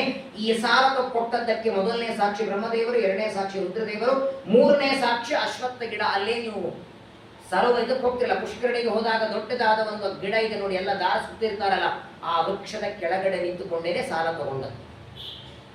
ಸಾಲ ಕೊಟ್ಟ ಕ್ಷಣ ಕುಬೇರನಿಗೆ ಹೇಳ್ತಾನೆ, ಎಲ್ಲ ಪದಾರ್ಥ ತಗೊಂಡು ಬಾ ಅಂತ. ಉಪ್ಪಿನಿಂದ ತುಪ್ಪದವರೆಗೆ ಹುಣಸೆ ಹಣ್ಣು, ಬೆಲ್ಲ, ಸಕ್ರಿ ಎಲ್ಲ ಪದಾರ್ಥ ಅಗ್ನಿ ದೇವರಿಗೆ ಹೇಳ್ತಾನೆ, ಬೇಗ ಅಡಿಗೆ ಮಾಡಪ್ಪ, ಎಲ್ಲರಿಗೆ ಹಸಿವೆ ಆಗಿದೆ, ಅಡಿಗೆ ಮಾಡು ಅಂದ ಕ್ಷಣ ಅಗ್ನಿದೇವರಂತಾರೆ, ಎಲ್ಲಿ ಮಾಡ್ಲಿ ಎಂದ. 20-30 ಜನರಿಗಾದರೆ ಮನೆಯಲ್ಲಿರೋ ಪಾತ್ರೆಯಲ್ಲಿ ಮಾಡಬಹುದು. 50-100-100,000 ಜನ ಆದರೆ ಮಠದಿಂದ ಪಾತ್ರೆ ತಂದು ಅಡಿಗೆ ಮಾಡಿ ಅವ್ರಿಗೆ ಮತ್ತೆ ತಿರುಗಿ ಕೊಡಬಹುದು. 10,000 ಅಲ್ಲ, ಲಕ್ಷ ಜನರಿಗೆ ಅಡಿಗೆ ಮಾಡಿದರೂ ಪಾತ್ರೆ ಹೊಂದಿಸಬಹುದು. ನಿನ್ನ ಮದುವೆಗೆ ಬಂದದ್ದು 7 ಲೋಕದ ಜನ ಬಂದಿದ್ದಾರೆ.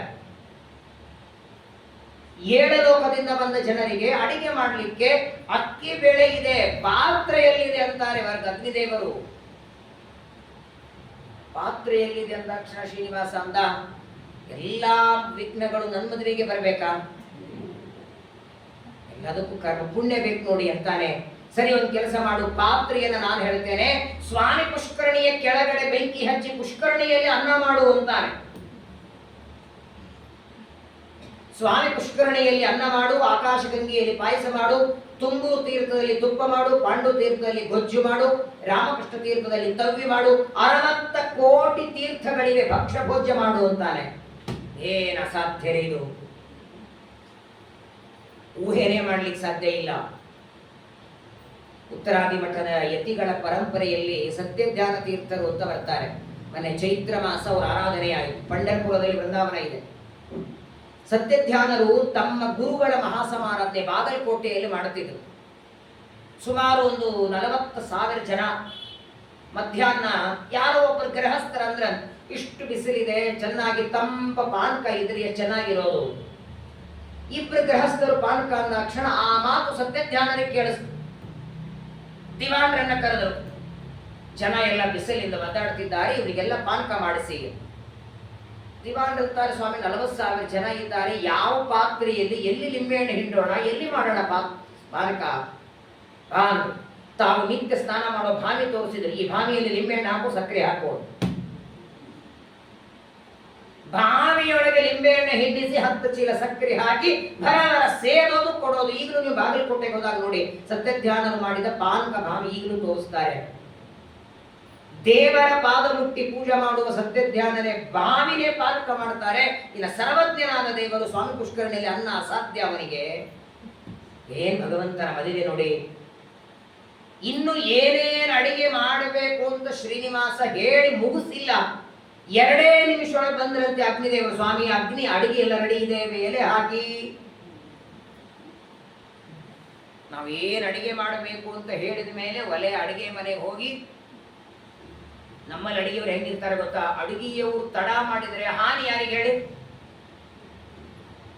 ಅಡಿಗೆಯವರು ತಡ ಮಾಡಿದರೆ ಅದರ ದೊಡ್ಡ ಹಾನಿ ಯಾರಿಗೆ? ಆಚಾರಗಳಿಗೆ. ಯಾಕಂದ್ರೆ ಮ್ಯಾನೇಜ್ ಆಚಾರ ಇನ್ನೂ ಅರ್ಧ ಗಂಟೆ ಪ್ರವಚನ ಇನ್ನೂ ಅನ್ನಾಗಿಲ್ಲಂತೆ, ಆಚಾರ ಇನ್ನೊಂದು ಅರ್ಧ ಗಂಟೆ ಮುಂದೆ ಪ್ರವಚನ ಇನ್ನ ಹುಳಿ ಆಗಿಲ್ಲಂತೆ. ಅವನು ಮಾಡಿ ತಡ ಮಾಡಿದಾಗ ಇವ್ರು ತಪ್ಪಬೇಕಿಲ್ಲಿ. ಎಷ್ಟೋ ಕಡೆ ನಾನೇ ಇನ್ನೇನು ಕೃಷ್ಣಾರ್ಪಣ ಮಸ್ತು ಅನ್ನಬೇಕು, ಆಚಾರ್ಯ ಇನ್ನು 10 ನಿಮಿಷ ಅಡಿಗೆ ಆಗಿಲ್ಲಂತೆ. ಮುಂದೆ ಹೇಳ್ರಿ, ಮೊನ್ನೆ ವ್ಯಾಸರಾಜರ ಆರಾಧನೆಗೆ ಹೋಗಿದ್ದೇವೆ ಮಠಕ್ಕೆ, ಉಪನ್ಯಾಸ ಮಾಡುತ್ತಿದ್ದೇನೆ. ನನಗೆ ಹೇಳಿದ್ರು 12:30 ಕರೆಕ್ಟ್ ಮುಗಿಸಿ ಅಂತ. 12:30 ಆಯ್ತು, ಕೃಷ್ಣಾರ್ಪಣ. ಆಚಾರ್ಯ ಇನ್ನೂ ಅನ್ನ ಇನ್ನೊಂದು ಅರ್ಧ ಗಂಟೆ ಆಗ್ಲಿಂದ್ರ ಮುಂದೆ ಏನು ಪರಮಾತ್ಮನ ವ್ಯವಸ್ಥೆ ನೋಡಿ. ಅಗ್ನಿದೇವರು ಅಡಿಗೆ ಮಾಡಿದ್ದಾರೆ, ಪರಮಾತ್ಮನಿಗೆ ಬ್ರಹ್ಮದೇವರಂತಾರೆ, ಸ್ವಾಮಿ ಅಡಿಗೆ ಎಲ್ಲ ಸಿದ್ಧ ಆಗಿದೆ, ಹಾಗಾದ್ರೆ ಎಲೆ ಹಾಕ್ರಿ ಅಂದ. ಏನು ಎಲೆ ಹಾಕೋದು? ನೈವೇದ್ಯ ಹಾಕೋದು ಬೇಡವಾ? ನೈವೇದ್ಯ ಯಾರಿಗೆ ಮಾಡೋದು? ನಾವೆಲ್ಲ ನೈವೇದ್ಯ ಯಾರಿಗೆ ಮಾಡ್ತೀವಿ? ಶ್ರೀನಿವಾಸ ನಮಸ್ತುಭ್ಯಂ ಮಹಾ ನೈವೇದ್ಯ ಮುತ್ತಮಂ ಸಂಗ್ರಹಾಣ ಸುರಶ್ರೇಷ್ಠ ಭಕ್ತಿ ಮುಕ್ತಿ ಪ್ರದಾಯಕ.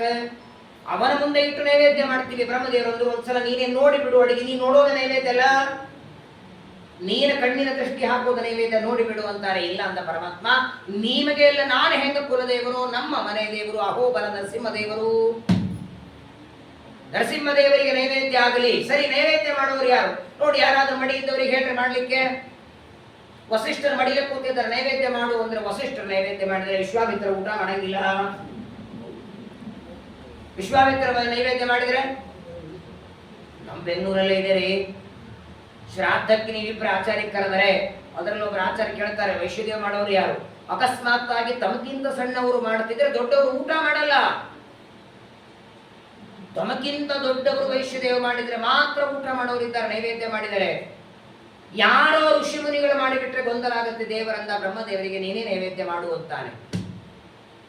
ಬ್ರಹ್ಮದೇವರು ನೈವೇದ್ಯ ಮಾಡ್ತಾರೆ, ನವಗ್ರಹಗಳಿಗೆ ಕರೀತಾರೆ, ಎಲೆ ಹಾಕ್ರಿ ಅಂತಾನೆ. ನೋಡಿ, ಕೆಳಗಡೆ ಒಂದು 60 ಜನ, ಮೇನ್ ಫಸ್ಟ್ ಫ್ಲೋರ್ ಒಂದು 20 ಜನ. ಅಲ್ಲಂದ್ರೆ ಮಾತು ಸಮಯದಲ್ಲಿ ಎಷ್ಟು ತಾನೇ ಕೊಡೋದು, ಆದ್ರೆ ಎಷ್ಟೊತ್ತು ಮಾಡ್ತೀರಿ ಎಲೆ ಹಾಕ್ಲಿಕ್ಕೆ ಹೇಳಿ?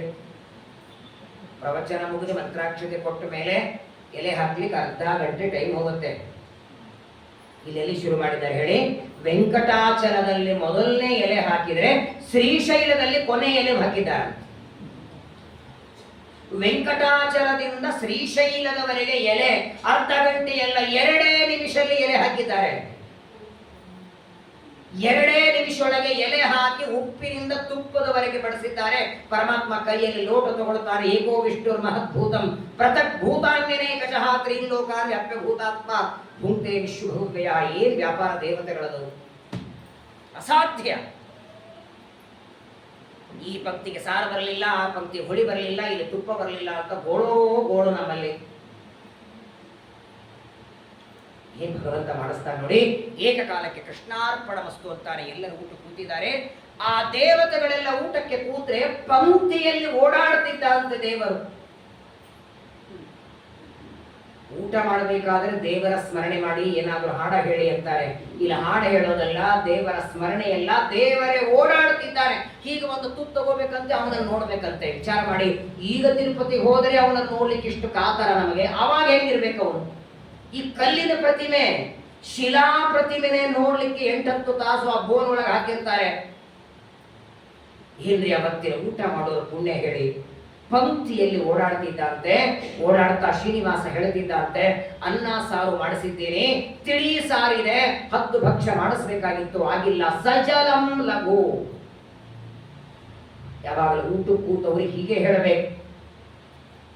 ನಾನು ಒಂದ್ ಕಡೆ ಊಟಕ್ಕೆ ಹೋಗಿದ್ದೆ, ಊಟಕ್ಕೆ ಕೂತಿದ್ದೀರಿ, ಇನ್ನು ಅನ್ನ ಸಾರು ಉಣ್ಬೇಕು. ಬಂದವ ಮನೆ ಯಜಮಾನ, ಆಚಾರ್ಯ ಅನ್ನ ಏನ್ ತಿಂತೀರಿ? ಭಕ್ಷ್ಯ ತಿಂದ್ರಿ, ಅನ್ನ ನಿಮ್ಮ ಮನೆಯಾಗಿದ್ದೇ ಇರ್ತದ ಅಂದ್ರೆ ಭಕ್ಷ್ಯ ಇರಂಗಿಲ್ಲ ನಮ್ಮ ಮನೆಯಲ್ಲಿ. ಅಷ್ಟಾಗಿ ಭಕ್ಷ್ಯ ಏನು? ಹೆಸರುಬೇಳೆ ಪಾಯಸ, ಅಲ್ಲೇನು ಮಂಡಿಗಿಲ್ಲ ಸಂಡಿಗಿಲ್ಲ, ಹೆಸರುಬೇಳೆ ಪಾಯಸ ನಮ್ಮ ಮನೆಗೆ ಇರಲ್ವಾ? ಹೇಳೋದಂಗೆ, ಅನ್ನ ಏನು ನಿಮ್ಮ ಮನೆಯಾಗಿದ್ದೇ ಇರ್ತದೆ, ಪಾಯಸ ತಿನ್ರಿ ಅಂತ. ಯಾವಾಗಲೂ ನೋಡಿ, ಊಟಕ್ಕೆ ಕೂತಾಗ ಅಹಂಕಾರ ತೋರಿಸೋದಲ್ಲ. ಶ್ರೀನಿವಾಸನ ಮಾತು ನೋಡಿ, ಸಜಲಂ ಲಘು, ತಿಳಿ ಸಾರು ಅನ್ನ ಮಾಡಿಸಿದ್ದೇನೆ, ನೀವೆಲ್ಲ ಊಟ ಮಾಡಿ ಅಂತ ಪರಮಾತ್ಮ ಪಂಕ್ತಿಯಲ್ಲಿ ಓಡಾಡ್ತಾನೆ. ಎಲ್ಲರ ಊಟ ಆಯಿತು. ಕೊನೆಗೆ ಶ್ರೀನಿವಾಸ ತಾನು ಊಟ ಮಾಡ್ತಾನೆ. ಊಟ ಮಾಡಿ ಎಲ್ಲರೂ ನೋಡಿ, ಈಗ ವಿಚಿತ್ರ ಹೆಂಗಿದೆ, ಅಡಿಗೆ ಆದ ಮೇಲೆ, ಊಟ ಆದ ಮೇಲೆ ಕೈ ತೊಳ್ಕೊಳ್ಳಿಕ್ಕೆ ಹೋಗ್ಬೇಕು. ಎಲ್ಲಿ ಹೋಗ್ಬೇಕು ಕೈ ತೊಳ್ಕೊಳ್ಳಿಕ್ಕೆ? ಅಲ್ಲಿರೋದೇ ಏನು? ಪುಷ್ಕರಣಿಯಲ್ಲಿ ಹೋಗ್ಬೇಕು ತಾನೆ, ಸರೋವರಗಳಲ್ಲಿ ಹೋಗ್ಬೇಕಲ್ಲ. ಈಗ ಅಡಿಗೆ ಮಾಡಿದ್ದೆಲ್ಲಿ? ಅಲ್ಲೇ ತಾನೆ. ಸ್ವಾಮಿ ಪುಷ್ಕರಣಿಯಲ್ಲಿ ಅನ್ನ ಮಾಡಿದ್ದಾರೆ, ಉಳಿದೆಲ್ಲ ತೀರ್ಥಗಳಲ್ಲಿ ಅಡಿಗೆ ಮಾಡಿದ್ದಾರೆ, ಅವ್ರು ಕೈ ತೊಳ್ಕೊಳ್ಳಿಕ್ಕೆ ಹೋಗೋದಲ್ಲಿ. ಆಶ್ಚರ್ಯ ಆಗತ್ತೆ ನಿಮಗೆ. ಸ್ವಾಮಿ ಪುಷ್ಕರಣಿಯಲ್ಲಿ ಅನ್ನ ಮಾಡಿ ಎಲ್ಲರಿಗೆ ಬಡಿಸಿ, ಆ ಊಟ ಮಾಡಿ ಕೈ ತೊಳ್ಕೊಂಡು ಬರೋದೊಳಗೆ ತೊಳೆದು ಸ್ವಚ್ಛ ಮಾಡಿಟ್ಟಿದ್ದಾರಂತೆ ಪುಷ್ಕರಣಿಯನ್ನು. ಪಾತ್ರೆ ತೊಳೆಯುವ ಕೆಲಸ ನವಗ್ರಹ ದೇವ 8 ವಸುಗಳಿಗೆ ಒಪ್ಪಿಸಿದ್ದ. ಏನು ಸ್ವಚ್ಛ ಮಾಡ್ತಾರೆ? ನಿಜವಾಗಿ ದೇವತೆಗಳ ಕೆಲಸ ಅದ್ಭುತ ಅಂದ್ರೆ ಅದ್ಭುತ. 3-4 ದಿನ ಅಲ್ಲೇ ಬಿದ್ದಿರ್ತವೆ ಪಾತ್ರೆ. ಇಲ್ಲಿ ಅನ್ನ ಮಾಡಿದ್ದಾರೆ ಕುರುಹುನು ಇಲ್ಲ. ಎಲ್ಲಿ ಒಂದಗಳ ಅನ್ನ ಇಲ್ಲಿ ಯಾಕೆ ಸಾಯಂಕಾಲ ಸಂಧ್ಯಾ ಅಲ್ಲೇ ಮಾಡ್ಬೇಕಲ್ಲ ಎಲ್ಲರೂ. ವೈಶಾಖ ಮಾಸ ಶುಕ್ಲ ಪಕ್ಷ ಸಪ್ತಮಿ ಊಟ ಇದ್ದು ಎಲ್ಲರೂ ಮಲಗಿ ಬಿಟ್ಟಿದ್ದಾರೆ. ಮಾರನೇ ದಿನ ಅಷ್ಟಮಿ. ದೇವರು ಬ್ರಹ್ಮದೇವರಿಗೆ ಅಂತಾನೆ, ಇವತ್ತು ಊಟ ಗೀಟ ಬೇಡ, ಊಟ ಅಂತೆ ಅಂದ್ರೆ ಮುಗಿಯಿತು. ಬೈ ತನಕ ಊಟದ ಕೆಲಸ. ಉಂಡ ಮೇಲೆ ಶಯನ, ಪುರಂದರದಾಸರು ಅಂತಾರಲ್ಲ, ಊಟ ಆದ್ಮೇಲೆ ಯಾರ ಕೈಗೆ ಸಿಗೋದಿಲ್ಲ. ಬೆಳಗ್ಗೆ ಪ್ರಯಾಣ ಶುರುವಾಗಲಿ ಅಂತ ಅಷ್ಟಮಿ ದಿನ ಬೆಳಗ್ಗೆ ಎದ್ದು ಸ್ನಾನ ಮಾಡಿ ಪ್ರಯಾಣ ಶುರುವಾಗಿದೆ. ನೋಡಿ ಎಷ್ಟು ಜನ ಅಂದ್ರೆ, ಮೊದಲನೇ ವ್ಯಕ್ತಿ ಆಕಾಶರಾಜನ ಮನೆಯಲ್ಲಿದ್ದರೆ ಕೊನೆಯ ವ್ಯಕ್ತಿ ವೆಂಕಟಾಚಲದಲ್ಲಿ ಇದ್ದ. ಕುದುರೆ ಮೇಲೆ, ಆನೆ ಮೇಲೆ, ರಥದಲ್ಲಿ, ಮಕ್ಕಳು, ಮುದುಕರು, ವಯಸ್ಸಾದವರು, ಯಾರೋ ಹೆಂಡತಿ ಮುಂದೆ, ಗಂಡ ಇನ್ನೆಲ್ಲೋ, ಇವ್ರ ಗಂಡ ಇಲ್ಲಿ, ಹೆಂಡತಿ ಅಲ್ಲೆಲ್ಲೋ, ಅಸ್ತವ್ಯಸ್ತ ಮೆರವಣಿಗೆ ಆಗತ್ತಲ್ಲ. ಪ್ರಯಾಣ ಹೊರಟಿದೆ. ಪರಮಾತ್ಮ ರಥದಲ್ಲಿ ಕೂತಿದ್ದಾನೆ. ಸಾಕ್ಷಾತ್ ವಾಯುದೇವರು ಪರಮಾತ್ಮನ ಜೊತೆಗಿದ್ದಾರೆ. ಬಕುಲಾದೇವಿ, ಲಕ್ಷ್ಮೀದೇವಿ ರಥದಲ್ಲಿ ಹೊರಟಿದ್ದಾರೆ. ಆ ವೆಂಕಟಾಚಲದಿಂದ ಪ್ರಯಾಣ ಹೊರಟಿದೆ ನಾರಾಯಣಪುರಕ್ಕೆ. ಮಧ್ಯದಲ್ಲಿ ಶುಕಾಚಾರ್ಯರ ಮನೆ. ಶುಕಾಚಾರ್ಯರಂತಾರೆ, ಸ್ವಾಮಿ ಇಲ್ಲಿವರೆಗೆ ಬಂದಿದ್ದೆ, ನನ್ನ ಮನೆಯಲ್ಲಿ ಕಾಲು ಹಾಕೋಗು ಅಂದ್ರು. ಆನ್ ದ ವೇ ಇದೆ, ಏನು ಒಳಗೆ ಬರಬೇಕಾಗಿಲ್ಲ, 2 ಕಿಲೋಮೀಟರ್ ಆನ್ ದ ವೇ. ಪರಮಾತ್ಮ ಅಂತಾನೆ, ಇವಾಗ ಬರೋದಿಲ್ಲ ಅಂತ. ಇಷ್ಟೆಲ್ಲ ಚೆನ್ನಾಗಿದ್ದಾರೆ. ಇಲ್ಲ, ನಾನು ಹಿಂಸರವಾಗಿ ಮಡಿಯಿಂದ ಅಡಿಗೆ ಮಾಡಿದ್ದೀನಿ, ಊಟ ಮಾಡು ಅಂತಾರೆ ಶುಕಾಚಾರ್ಯರು. ಅಮೃತ ಬೀಜವನ್ನ ಕುದಿಸಿ ಅನ್ನ ಮಾಡಿದ್ದಾರೆ. 2 ಮುಷ್ಟಿ ಅನ್ನ ಮಾಡ್ತೇನೆ, ಊಟ ಮಾಡು ಅಂತಾರೆ. ಗೃಹಸ್ಥರು ಯಾವಾಗಲೂ ಒಬ್ಬರೇ ಊಟ ಮಾಡಬಾರದು. ಗೃಹಸ್ಥರ ನಿಯಮ, ಎಲ್ಲರಿಗೂ ಕೊಟ್ಟು ಊಟ ಮಾಡಬೇಕು. ನನ್ನ ಮದುವೆ ಇದೆ, ಇಷ್ಟೆಲ್ಲ ಜನ ಬಂದಿದ್ದಾರೆ, ಬೇಡ ಅಂತಾನೆ. ನೀನು ಒಬ್ಬ ಉಂಡ್ರೆ ಸಾಕು ಬಾ ಅಂತಾರೆ. ಬಕುಲಾದೇವಿ ಅಂತಾಳೆ, ನಿಮ್ಮ ಮದುವೆಗೆ ಬಹಳ ಶ್ರಮ ಪಟ್ಟಿದ್ದಾರೆ, ಇಲ್ಲ ಅನ್ಬೇಡ, ಹೋಗು. ಸರಿ ಅಂತ ತಾಯಿ ಮಾತು ಕೇಳಿ ರಥದಿಂದ ಹೋಗ್ತಾನೆ. ಪರಮಾತ್ಮನಿಗೆ, ಶ್ರೀನಿವಾಸನಿಗೆ ಎಲೆ ಹಾಕಿ 2 ಮುಷ್ಟಿ ಬೀಜಗಳನ್ನು ತಂದು ಅನ್ನ ಮಾಡಿ ಬಡಿಸಿದ್ದಾರೆ. ಶ್ರೀನಿವಾಸಲ್ಲಿ ಊಟ ಮಾಡ್ತಿದ್ದಾನೆ. ಹೊರಗಡೆ ಋಷಿಗಳು, ಮೊದಲೇ ಬಿಸಿಲು, ವೈಶಾಖ ಮಾಸದ ಬಿಸಿಲು, ಪ್ರಚಂಡವಾಗಿ ಹೊಟ್ಟೆ ಹಸ್ತಿದೆ. ಶುಕಾಚಾರ್ಯ ನಾವ್ಯಾರು ಕಾಣಿಸ್ಲೇ ಇಲ್ವಾ? ಶ್ರೀನಿವಾಸನಿಗೆ ಮಾತ್ರ ಅನ್ನ ಹಾಕಿದ್ದಾರೆ. ಎಲ್ಲರ ಕಣ್ಣು ಕೆಂಪಾಯ್ತು. ಕೈಯಲ್ಲಿ ನೀರು ತಗೊಳ್ತಾರೆ. ಶುಕಾಚಾರ್ಯರಿಗೆ ಶಾಪ ಕೊಡೋಣ, ಮನೆಯ ಬಾಗಿಲಿಗೆ ಬಂದ್ರು ಅನ್ನ ಹಾಕಿಲ್ಲ ಅಂತ ಋಷಿಗಳು ಕಣ್ಣು ಕೆಂಪು ಮಾಡ್ತಾರೆ. ಒಳಗಡೆ 2 ಮುಷ್ಟಿ ತಿಂದು ಹೊರಗೆ ಬಂದ ಬಂತ ತೇಗಿಬಿಟ್ಟ. ಎಲ್ಲರ ಹೊಟ್ಟೆ ತುಂಬ ಹೋಯ್ತ. ಉಂಡದ್ದು ಶ್ರೀನಿವಾಸ ಮಾತ್ರ. ಕೈಯಲ್ಲಿ ತಗೊಂಡ ನೀರನ್ನ ಕೆಳಗೆ ಚೆಲ್ತಾರೆ. ಶುಕಾಚಾರ್ಯರಿಗೆ ಜಯವಾಗಲಿ ಅಂತ. ನಾವು ಹಸ್ತೋದಕ ಮಾಡುವಾಗ ಒಂದು ಮಾತು ಹೇಳ್ತೀವಿ, ಯತಿರ್ಯಸ್ಯ ಗ್ರಹೇ ಭುಂಕ್ತೆ ತತ್ರ ಭುಂಕ್ತೆ ಹರಿಸ್ವಯಂ, ಹರಿರ್ಯತ್ರ ಗ್ರಹೇ ಭುಂಕ್ತೆ ತತ್ರ ಭುಂಕ್ತೆ ಜಗತ್ರಯಂ. ಒಬ್ಬ ಯತಿಗಳಿಗೆ ಊಟಕ್ಕೆ ಹಾಕಿದ್ರೆ ದೇವರೇ ಊಟ ಮಾಡಿದಂತೆ, ಒಬ್ಬ ಪರಮಾತ್ಮನಿಗೆ ಊಟಕ್ಕೆ ಹಾಕಿ ಇಡೀ ಜಗತ್ತು ಊಟ ಮಾಡಿದಂತೆ. ವೈಶಾಖ ಮಾಸ ಕೃಷ್ಣ ಪಕ್ಷ ಶುಕ್ಲ ಪಕ್ಷ ಅಷ್ಟಮಿ ತಿಥಿ ಶುಕಾಚಾರ್ಯರ ಮನೆಯಲ್ಲೇ ಕಳೆದು ಬಿಟ್ಟಿದ್ದ. ನವಮಿ ದಿನ ಬೆಳಗ್ಗೆ ಶುಕಾಚಾರ್ಯರ ಆಶ್ರಮದಿಂದ ಪ್ರಯಾಣ ಶುರುವಾಗಿದೆ. ಆಕಾಶರಾಜ ರಥದಲ್ಲಿ ಬರ್ತಾನೆ. ಈ ಮದುವೆಯ ಹಿಂದಿನ ದಿನ ಸೀಮಾಂತ ಪೂಜಾ ಅಂತ ಮಾಡ್ತಾರೆ ನೋಡಿ, ಎದುರುಗೊಳ್ಳೋದು ಅಂತಾರೆ. ಅದರ ಹೆಸರು ಆಕ್ಚುಲಿ ಸೀಮಂತ ಪೂಜೆ ಅಲ್ಲ, ಅದು ಸೀಮಾಂತ ಪೂಜಾ. ಸೀಮೆಯ ಅಂತ, ಬಾರ್ಡರ್. ಹುಡುಗನನ್ನ ಅಲ್ಲಿಂದ ವಾಸ್ತವಿಕ ಪೂಜೆನೂ ಅಲ್ಲೇ ಮಾಡಬೇಕಂತಿದೆ. ಆಕಾಶರಾಜ ಬರ್ತಾನೆ.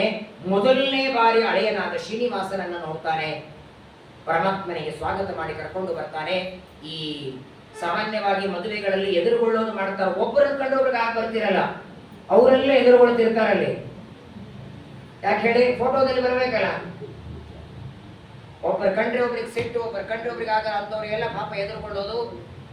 ಅದರಲ್ಲಿ ಪಾಪ ಕೆಲವರಿಗೆ ಮದುವೆಗೆ ನಾನು ಹೋಗಿದ್ದೆ.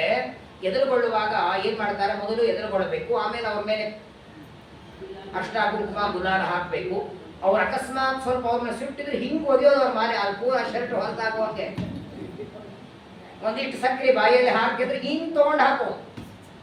ಅದರ ಸಿಟ್ಟು ಹೆಂಗ್ ತೀರಿಸ್ಕೊಡ್ತಾರೆ ಪಾಪ. ಅವ್ರಿಗೆ ಶುಗರ್ ಇರ್ತದೆ, ಒಂದಿಷ್ಟು ಸಕ್ಕರೆ ತಗೊಂಡು ಆ ಫೋಟೋ ತೆಗಿತಿರ್ತಾನೆ. ಏನು ಅನ್ನುವಂಗಿಲ್ಲ. ಇನ್ನೊಂದೆರಡು ಮುಷ್ಟಿ ಹಾಕಿದ್ರೆ ಫೋಟೋನೇ ಅವ. ಪ್ರಾಯ ನೋಡಿ ನೀವು ಮದುವೆಗಳಲ್ಲಿ ಯಾಕೆ ಆ ಕಾರ್ಯಕ್ರಮ ಇಟ್ಟಿದ್ದಾರೆ ಗೊತ್ತಾ? ಎದುರುಗೊಳ್ಳೋದು. ಕೊನೆಯವರೆಗೂ ಇದೇ ರೀತಿ ಅನ್ಯೋನ್ಯವಾಗಿ ಇರೋಣ ಅನ್ನುವ ಸಂಕೇತ. ಎಲ್ಲಾರು ಇವಾಗ ಫೋಟೋ ವಿಡಿಯೋಗಳಿಗೆ ಬೇಕು, ಅದಕ್ಕೆ ಹೆಂಗ ಬೇಕೋ ಅದಕ್ಕೆ ತಕ್ಕಂತೆ ಅಲಂಕಾರ, ಹೆಚ್ಚು ಪ್ರಾಧಾನ್ಯತೆ ಅದಕ್ಕೆ. ಕೊನೆಯವರೆಗೂ ಉಳಿತದೆ, ಎಲ್ಲರಿಗೂ ನೋಡ್ಲಿಕ್ಕೆ ಅನುಕೂಲ ಆಗತ್ತೆ ಅಂತ ಹೇಳಿ ಅದಕ್ಕೆ ಪ್ರಾಧಾನ್ಯತೆ ಕೊಟ್ಟು ಮಂತ್ರಗಳಿಗೆ ದುರ್ಬಲತೆ ಮಾಡಬಾರದು. ಮಂತ್ರಗಳು ಚೆನ್ನಾಗಾಗಬೇಕು. ಶ್ರೀನಿವಾಸನಿಗೆ ಆ ನವಮಿಯ ದಿನ ಆದರ ಸತ್ಕಾರ ಮಾಡ್ತಾರೆ. ಆಗ ಪರಮಾತ್ಮ ಹೇಳ್ತಾನೆ, ಎಲ್ಲರೂ ಹೊಸದಿದ್ದಾರೆ, ಬೇಗ ಅಡಿಗೆ ಮಾಡು ಅಂತ ಹೇಳ್ತಾನೆ. ತೋಂಡಮಾನ ರಾಜ ಎಲ್ಲ ಅಡಿಗೆಯ ಸಿದ್ಧತೆ ಮಾಡ್ತಾನೆ. ನವಮಿ ದಿನ ಕಾರ್ಯಕ್ರಮ ಆಯಿತು. ದಶಮಿ ದಿನ ಬೆಳಗ್ಗೆ ಶ್ರೀನಿವಾಸ ಹೇಳ್ತಾನೆ, ಮದುವೆ ಇರೋದು ಸಾಯಂಕಾಲ ಗೋಧೂಳಿ ಮುಹೂರ್ತದಲ್ಲಿ. ಹಾಗಾಗಿ ಬೆಳಗ್ಗೆ ಎಲ್ಲರೂ ಇದೊಂದೇ ಮದುವೆ ನೋಡಿ, ರುಕ್ಮಿಣಿ ಕಲ್ಯಾಣ, ಜಾಂಬವತಿ, ಸೀತಾ ಕಲ್ಯಾಣ, ಎಲ್ಲಾ ಮದುವೆಗಳಲ್ಲಿ ಪ್ರಾತಃ ಕಾಲ ಅಕ್ಷತಾರೋಪಣ, ಆನಂತರ ಬ್ರಾಹ್ಮಣ ಭೋಜನ. ಈ ಒಂದು ಮದುವೆಯಲ್ಲಿ ಮಾತ್ರ ಊಟ ಮಾಡಿ ಅಕ್ಷತಾರೋಪಣ. ಎಲ್ಲರಿಗೂ ಊಟ ಮಾಡಲಿ. ನಮ್ಮ ಕಡೆಗೆ 5 ಜನ, ಆ ಕಡೆ 5 ಜನ ಮಾತ್ರ ಉಪವಾಸ ಇದ್ರೆ ಸಾಕು. ಸರಿಯಾಗಿ ಮಧ್ಯಾಹ್ನದ ಹೊತ್ತು ವಸಿಷ್ಠರು ಮತ್ತೆ ವಾಗ್ದಾನ ವಾಗ್ನಿಶ್ಚಯ ಮಾಡಿಸ್ತಾರೆ, ವರಪೂಜೆ ಮಾಡಿಸ್ತಾರೆ, ಗೌರಿಹರ ಪೂಜೆಯನ್ನು ಮಾಡಿಸ್ತಾರೆ ಪದ್ಮಾವತಿಯಿಂದ. ಅನಂತರದಲ್ಲಿ ಮಧುಪರ್ಕ ಪೂಜೆಯನ್ನ ಮಾಡಿಸಿ ವರನನ್ನ ಒಳ್ಳೆ ವಾದ್ಯ ವೈಭವಗಳಿಂದ ಕರ್ಕೊಂಡು ಬರ್ತಾರೆ. ದೊಡ್ಡ ಕಲ್ಯಾಣ ಮಂಟಪ. ಈಗಾಗಲೇ ಇಂದ್ರದೇವರನ್ನ ಕಳಿಸಿ ಅಕ್ಷತಾ ಮಂಟಪ ನಿರ್ಮಾಣ ಮಾಡಿಸಿದ್ದ. ಏನ್ ಅಕ್ಷತಾ ಮಂಟಪ? ನೀವೆಲ್ಲ ನೋಡಿರ್ತೀರಿ ಈ ಮದುವೆಗಳಲ್ಲಿ ಅಕ್ಷತೆ ಹಾಕ್ತಾರೆ ನೋಡಿ. ವಧುವರರೆಲ್ಲಿರ್ತಾರೆ? ಸ್ಟೇಜ್ ಮೇಲೆ. ಹಾಕೋರೆಲ್ಲಿರ್ತಾರೆ? ಇಲ್ಲಿಂದ ಅಲ್ಲಿವರೆಗೆ ಇರ್ತಾರೆ. ಎಲ್ಲರ ಕೈಯಲ್ಲಿ ಕೊಡ್ತಾರೆ. ಕುರಿಯಾಸನ ಮಂಗಲಂ ಅಂತ ಹಾಕಿದ್ದು ಎಲ್ಲಿ ಬೀಳ್ತವದು? ಎದುರುಗಡೆ ಇದ್ದವ್ರ ಮೇಲೆ. ಎಷ್ಟೋ ಕಡೆಗಂತೂ 2-3 ತಿಂಗಳಿಗೆ ಸಾಯ್ಬೇಕಾದ ಮುದುಕಿಯವರು 2 ವರ್ಷ ಬದುಕ್ತಾರೆ. ಯಾಕೆ? ಅಕ್ಷತ ತಲೆ ಬಿದ್ದದ್ದಕ್ಕೆ, ಮಂತ್ರಾಕ್ಷತೆ ಬಿದ್ದದ್ದಕ್ಕೆ 20 ವರ್ಷ ಬದುಕದವರು ಇದ್ದಾರೆ. ಬಹಳ ಭಯಾನಕ. ಮದುವೆಯಲ್ಲಿ ಇದೊಂದು ಪ್ರಚಂಡ. ನಮ್ಮ ಮುಂಬೈ ವಿದ್ಯಾಪೀಠದಲ್ಲಿ ನಮ್ಮ ಒಬ್ಬ ಸೀನಿಯರ್ ಒಂದು ಮದುವೆ ಮಾಡಿಸ್ಲಿಕ್ಕೆ ಹೋಗಿದ್ರು. ಅಕ್ಷತಾ ಮಂಟಪಕ್ಕೆ ವಧುವರರು ಬಂದು ನಿಂತಿದ್ದಾರೆ. ಅಂತಃಪಟ ಹಿಡಿದಿದೆ. ಇನ್ನು ಮಂಗಲಾಷ್ಟಕ್ಕೆ ಶುರು ಆಗಬೇಕು. ಅವನು ಬಂದ ಹಿಂದಿನವ. ಈಗ ಹೇಳದಲ್ಲ, ಫೋಟೋಗ್ರಾಫರ್ ಬಂದ, ಆಚಾರ್ಯ ನಿಮ್ಮ ಮಡಿ ಅಡ್ಡ ಬರ್ತಿದೆ, ನನಗೆ 2 ಲಕ್ಷ ಕೊಟ್ಟಿದ್ದಾರೆ, ಏನೋ ಸ್ವಲ್ಪ ವ್ಯತ್ಯಾಸ ಆದ್ರೂ ಬೈತಾರೆ, ನೀವು ಸ್ವಲ್ಪ ಹಿಂದೆ ಸರಿದ್ರೆ ನಾನು ಚೆನ್ನಾಗಿ ವಿಡಿಯೋ ಮಾಡ್ಕೊಳ್ತೀನಿ. ಆಯ್ತಪ್ಪ ಬಾ ಅಂತ ಆಚಾರ್ಯ ಹಿಂದೆ ಬಂದು. ಇನ್ನೊಬ್ಬ ಬಂದ, ನಾನು ಚೆನ್ನಾಗಿ ಫೋಟೋ ತಕ್ಕೋಬೇಕು, ಸ್ವಲ್ಪ ಹಿಂದೆ ಬನ್ನಿ ಅಂತ. ಹುಡುಗಿ ಸೋದರ ಮಾವ ಬಂದ, ಮದುವೆ ಇರೋದೇ ಒಂದ್ಸಲ ಆಚಾರ್ಯ, ನಾನು ಹುಡುಗಿ ಪಕ್ಕದಲ್ಲಿ ನಿಂದಿರ್ಬೇಕು, ನೀವು ಸ್ವಲ್ಪ ಹಿಂಸರದ ನಾನು ಬರ್ತೀನಿ. ಸೋದರ ಮಾವ ಬಂದ. ಹುಡುಗಿಯ ಚಿಕ್ಕಪ್ಪ ಬಂದ, ಆಚಾರ್ಯ ಮದುವೆ ನನ್ನ ಅಣ್ಣನ ಮಗಳದು, ನಾನು ಮೇಲೆ ನಿಂದಿರ್ಬೇಕಲ್ಲ, ನೀನು ಬಾ. ಬಂದವರೆಲ್ಲ ಆಚಾರ್ಯನ ಸೇರಿಸಿ ಕೊನೆಗೆ ಆಚಾರ್ಯ ಕಲ್ಯಾಣ ಮಂಟಪ ಬಾಗಿಲಿಗೆ ಬಂದರು. ಬಾಗಿಲಿಗೆ ಬಂದು ಕುರಿಯಾಸದ ಮಂಗಲಂ ಅಂತ ಹಾಕಿದ್ರೆ ಋಷಿಪಂಚಮಿ ಉದ್ಯಾಪನೆ ಹೆಣ್ಮಕ್ಳ ತಲೆ ಮೇಲೆ ಬಿತ್ತಾರೆ. ಅಕ್ಷತಾರೋಪಣ ಎಷ್ಟು ದೊಡ್ಡದು ಗೊತ್ತಾಯಿತು. ಎಂದಿಗೂ ಅದನ್ನ ಅಕ್ಕಿ ಕಾಳು ಅನ್ನಬಾರದು. ಮುಂಜುವೆ ಅಕ್ಕಿ ಕಾಳು, ಮದುವೆ ಅಕ್ಕಿ ಕಾಳು ಅಂತಾರೆ. ಅಕ್ಕಿ ಕಾಳು ಯಾವಾಗ ಅಂತಾರೆ ಹೇಳಿ? ಅಷ್ಟೇ, ಕೊನೆ ನಿದ್ದೆ ಮಾಡಿದಾಗ. ಇದು ಅಕ್ಷತಾರೋಪಣ. ಏನ್ ಕಳಿಸಿದ್ದಾರೆ ಇಂದ್ರದೇವರು. ಮಧ್ಯದಲ್ಲಿ ಪದ್ಮಾವತಿ ಶ್ರೀನಿವಾಸರು ನಿಂತ್ರೆ ಯಾವ ಮೂಲೆಯಿಂದ ನೀವು ಹಾಕಿದ್ರು ಅವ್ರ ತಲೆ ಮೇಲೆ ಬೀಳಬೇಕು. ವಿಶ್ವಕರ್ಮರಿಂದ ಇಂದ್ರದೇವರು ಅಷ್ಟು ಅದ್ಭುತವಾಗಿ. ಒಂದು ಕಡೆಗೆ ದೇವತೆಗಳು, ಋಷಿಗಳು, ದೇವತಾ ಪತ್ನಿಯರು, ಋಷಿಗಳ ಹೆಣ್ಣಂದರು, ಆಕಾಶರಾಜನ ಬಳಗ ಎಲ್ಲರೂ ನಿಂತ್ಕೊಂಡಿದ್ದಾರೆ. ಕೋಟಿ ಕೋಟಿ ಜನ ದೇವತೆಗಳೆಲ್ಲ ನಿಂತಿದ್ದಾರೆ. ಎಲ್ಲರ ಕೈಯಲ್ಲಿ ಅಕ್ಷತೆಯನ್ನು ಕೊಟ್ಟಿದ್ದಾರೆ. ವಸಿಷ್ಠರು ಅಂತಃಪಟವನ್ನ ಹಿಡಿದು ಯಜುರ್ವೇದದ ಮಂತ್ರವನ್ನ ಹೇಳ್ತಾ ವಧುವರನ ಮೇಲೆ ಅಕ್ಷತಾರೋಪಣವನ್ನ ಮಾಡ್ತಾರೆ. ಸುಮುಹೂರ್ತೆ ಸಾವಧಾನ್, ಸುಲಗ್ನ ಸಾವಧಾನ್, ಶ್ರೀಲಕ್ಷ್ಮೀ ನಾರಾಯಣ ಧ್ಯಾನ ಸಾವಧಾನ್, ಲಕ್ಷ್ಮೀರ್ಯಸ್ಯ ಪರಿಗ್ರಹ ಕಮಲಭೂ ಸೋನುರ್ಗರುತ್ಮಾನ್ ವ್ರತಃ, ಪೌತ್ರಶ್ಚಂದ್ರ ವಿಭೂಷಣಃ ಸುರಗುರು ಶೇಷಶ್ಚ ಶಯ್ಯಾಸನಃ, ಬ್ರಹ್ಮಾಂಡಂ ವರಮಂದಿರಂ ಸುರಗಣಾ ಯಸ್ಯ ಪ್ರಭೋ ಸೇವಕಾಃ, ಸತ್ರೈಲೋಕ್ಯ ಕುಟುಂಬ ಪಾಲನ ಪರಾ ಕುರ್ಯಾದ್ವಯೋರ್ಮಂಗಲಂ. ಸುಮುಹೂರ್ತೆ ಸಾವಧಾನ್, ಸುಲಗ್ನ ಸಾವಧಾನ್, ಶ್ರೀಲಕ್ಷ್ಮೀ ನಾರಾಯಣ ಧ್ಯಾನ ಸಾವಧಾನ್, ಬ್ರಹ್ಮಾ ವಾಯು ಗಿರೀಶ ಶೇಷ ಗರುಡಾ ದೇವೇಂದ್ರ ಕಾಮೋ ಗುರು, ಚಂದ್ರಾರ್ಕೌ ವರುಣಾನಲೌ ಮನುಯಮೌ ವಿತ್ತೇಶ ವಿಘ್ನೇಶ್ವರೌ, ನಾಸತ್ಯೌ ನಿರುತಿರ್ಮರುದ್ಗಣಯುತಾ ಪರ್ಜನ್ಯ ಮಿತ್ರಾದಯ, ಸಸ್ತೆ ಸ್ತ್ರೀಕಾಸುರಪುಂಗವಾ ಪ್ರತಿದಿನಂ ಕುರ್ಯಾದ್ವಯೋರ್ಮಂಗಲಂ ಸುಮುಹೂರ್ತೆ ಸಾವಧಾನ್ ಸುಲಗ್ನಾ ಸಾವಧಾನ್ ಶ್ರೀಲಕ್ಷ್ಮೀನಾರಾಯಣ ಧ್ಯಾನ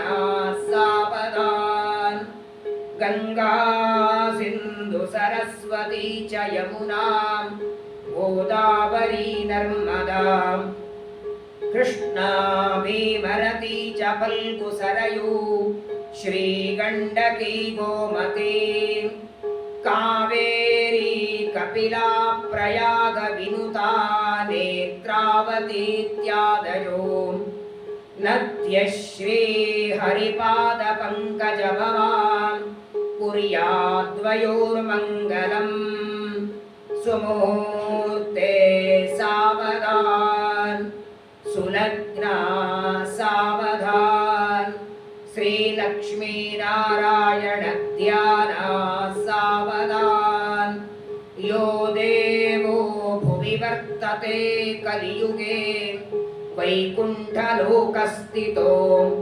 ಭಕ್ತಾನಾಂ ಪರಿಪಾಲನಾಯ ಸತತಂ ಕಾರುಣ್ಯವಾರಾಂನಿಧಿ ಶ್ರೀಶೇಷಾದ್ಯಮೈಂದ್ರಮಸ್ತಕಮಣಿ ಭಕ್ತೈಕಚಿಂತಾಮಣಿ ಶ್ರೀಮದ್ವೆಂಕಟಭೂಧರೇಂದ್ರರಮಣ ಕುರ್ಯಾದ್ಧರಿರ್ಮಂಗಲಂ ಸುಮುಹೂರ್ತೆ ಸಾವಧಾನ್ ಸುಲಗ್ನಾ ಸಾವಧಾನ್ ಶ್ರೀಲಕ್ಷ್ಮೀನಾರಾಯಣ ಧ್ಯಾನ ಸಾವಧಾನ್ ಆದಿತ್ಯಾದಿ ನವಗ್ರಹ ಶುಭಕರ ಮೇಷಾದಯೋ ರಾಶಯೋ ನಕ್ಷತ್ರಾಣಿ ಸಯೋಗಕಾಶ್ಚ ತಿಥಯಸ್ತದ್ದೇವತಾಸ್ತದ್ಗಣಾಃ ಮಾಸಾಬ್ದಾನುತವಸ್ತತೈವ ದಿವಸಾ ಸಂಧ್ಯಾಸ್ತಭಾರಾತ್ರಯಃ ಸರ್ವೇ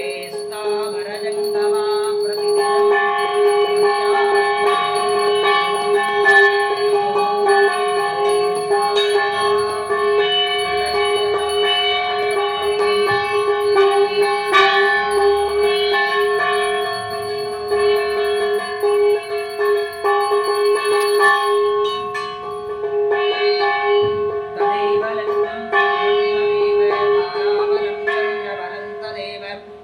ವಿದ್ಯಾಬಲಂ ದೇವಬಲಂ ತದೇವ ಲಕ್ಷ್ಮೀಪದೇ ತೇಂದ್ರಿಯುಗಂ ಸ್ಮರಾಮಿ. ಏಳುಕುಂಡಲವಾಡ ವೆಂಕಟರಮಣ ಗೋವಿಂದ. ಅನಂತ ಕೋಟಿ ಬ್ರಹ್ಮಾಂಡ ನಾಯಕನಾದ ಪರಮಾತ್ಮನ ಮೇಲೆ ದೇವತೆಗಳೆಲ್ಲ ಪುಷ್ಪವೃಷ್ಟಿಯನ್ನ ಮಾಡ್ತಾ ಮಂಗಲಾಷ್ಟಕವನ್ನ ಹೇಳಿ ಪರಮಾತ್ಮನ ಮೇಲೆ ಅಕ್ಷತಾರೋಪಣವನ್ನ ಮಾಡ್ತಾರೆ. ಎಲ್ಲ ದೇವತೆಗಳಿಗೆ ದೊಡ್ಡ ಹಬ್ಬ ಅದು. ಸಾಮಾನ್ಯವಾಗಿ ಯಾವುದೇ ಮದುವೆಗೆ ನೀವು ಹೋಗಿ ಆ ವರನಲ್ಲಿ ನಾರಾಯಣ, ವಧುವಿನಲ್ಲಿ ಲಕ್ಷ್ಮಿಯ ಸನ್ನಿಧಾನ ಮಾಡಬೇಕಂತೆ, ಚಿಂತನೆ ಮಾಡಬೇಕು. ಹಾಗಾಗೇನೆ ಯಾವ ಮದುವೆಗೆ ಹೋದರೂ ಲಕ್ಷ್ಮೀನಾರಾಯಣನ ಮದುವೆಗೆ ಹೋಗಿದ್ದೇನೆ ಅನ್ನುವ ಚಿಂತನ ಅದು ಬಳಗದವರದೇ ಇರಲಿ, ಯಾರೇ ಇರಲಿ. ಹಾಗಾಗಿ ನಮ್ಮಲ್ಲಿ ನೋಡಿ, ಈ ಉಪನಯನಕ್ಕೆ ಹೋದರೆ ಆ ಒಟ್ಟುವಿಗೆ ಭಿಕ್ಷೆ ಹಾಕಿದ ಮೇಲೆ ನಮಸ್ಕಾರ ಮಾಡುತ್ತಾರೆ. ಯಾಕಂದ್ರೆ ಆ ತಾತ್ಕಾಲಿಕವಾಗಿ ಅವನಲ್ಲಿ ವಾಮನ ರೂಪಿಯಾದ ಪರಮಾತ್ಮನ ಚಿಂತನ ಮಾಡಿ ನಮಸ್ಕಾರ. ಹಾಗೆ ವಧುವರರಲ್ಲಿ ಲಕ್ಷ್ಮೀನಾರಾಯಣನ ಚಿಂತನ. ಇಲ್ಲಿ ಚಿಂತನ ಮಾಡುವ ಅವಶ್ಯಕತೆ ಇಲ್ಲ, ಸಾಕ್ಷಾತ್ ಲಕ್ಷ್ಮೀನಾರಾಯಣ ಎತ್ತಿದ್ದಾರೆ. ಇಡೀ ಜಗತ್ತಿಗೆ ಮಂಗಲವನ್ನು ಕೊಡೋದಕ್ಕೆ ಪರಮಾತ್ಮ ಪದ್ಮಾವತಿಯ ಜೊತೆಗೆ ವಿವಾಹ ಮಾಡಿಕೊಳ್ತಾನೆ.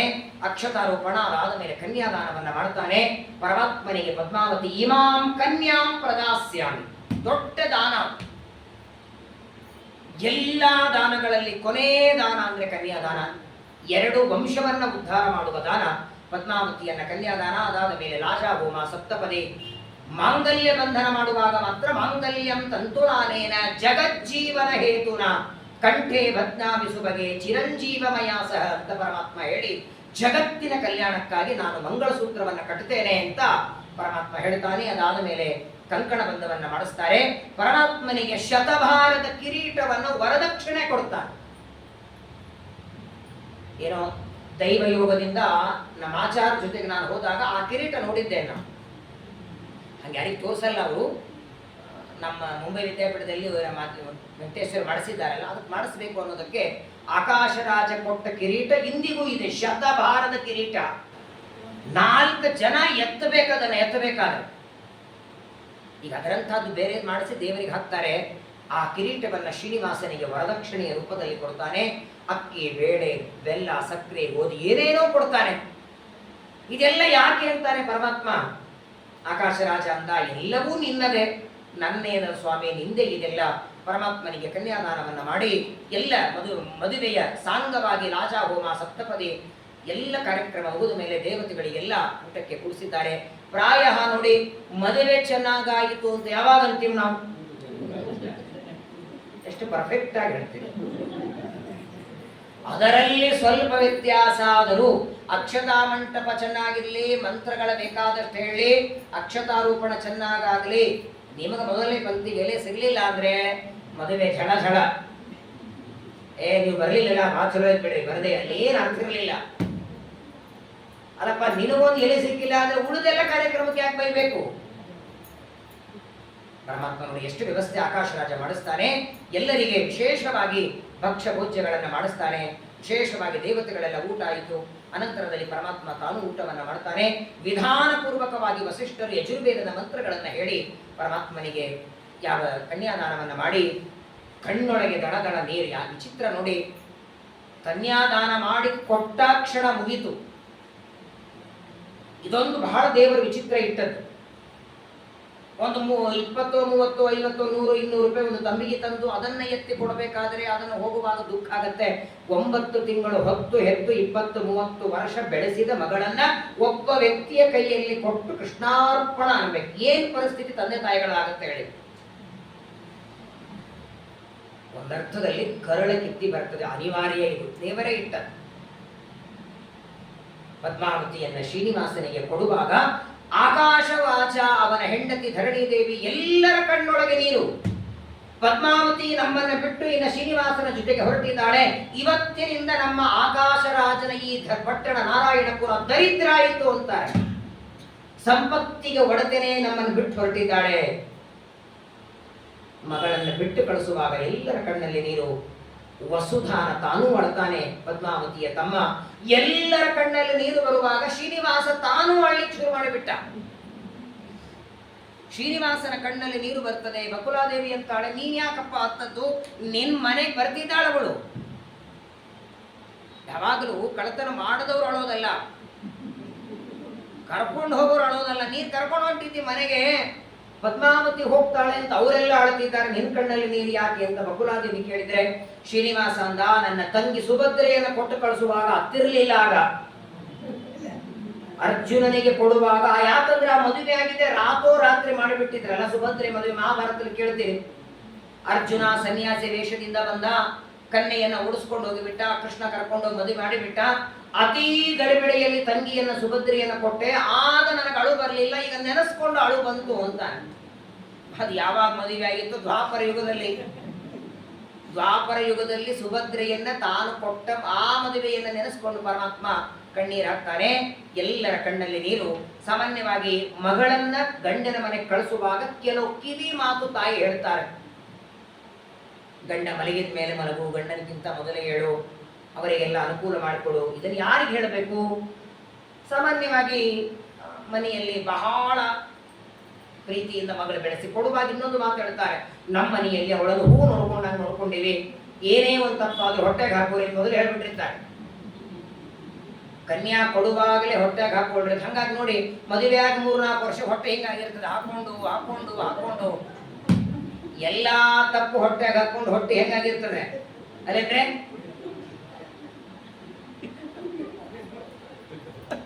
ಇಲ್ಲಿ ಏನ್ ಹೇಳ್ಬೇಕ್ರಿ? ಜಗನ್ಮಾತೆಯವಳು ಪದ್ಮಾವತಿ ಸಂಸಾರ ಮಾಡುವ ನಿಯಮವನ್ನ ಜಗತ್ತಿಗೆ ಹೇಳೋ ತಾಯಿಯವಳು. ಮಹಾಭಾರತದಲ್ಲಿ ಒಂದು ಕತೆ ಬರ್ತದೆ. ಒಂದು ಬಾರಿ ಕೃಷ್ಣ ಪರಮಾತ್ಮ ಸತ್ಯಭಾಮಾದೇವಿಯನ್ನು ಕರ್ಕೊಂಡು ಪಾಂಡವರ ಮನೆಗೆ ಬಂದಿದ್ದ. ಕೃಷ್ಣ ಪಾಂಡವರ ಜೊತೆಗೆ ಮಾತಾಡುವಾಗ ಸತ್ಯಭಾಮ ದ್ರೌಪದಿ ಜೊತೆಗೆ ಮಾತಾಡ್ತಾರೆ.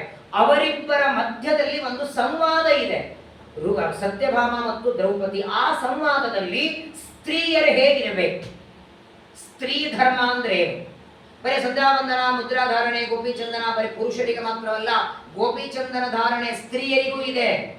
ಗದಾ ಮುದ್ರೆ, ನಾರಾಯಣ ಮುದ್ರೆ ಸ್ತ್ರೀಯರು ಹಚ್ಕೊಳ್ಬೇಕು. ಅವರಿಗೂ ಕುಂಕುಮ ಹಚ್ಕೊಳ್ಳೋದಿದೆ. ಅವರಿಗೆ ಮಂಗಳಸೂತ್ರ, ಬಳಿ ಯಾಕೆ, ಮಂಗಳಸೂತ್ರ ಯಾಕೆ, ಕಾಲುಂಗುರ ಯಾಕೆ.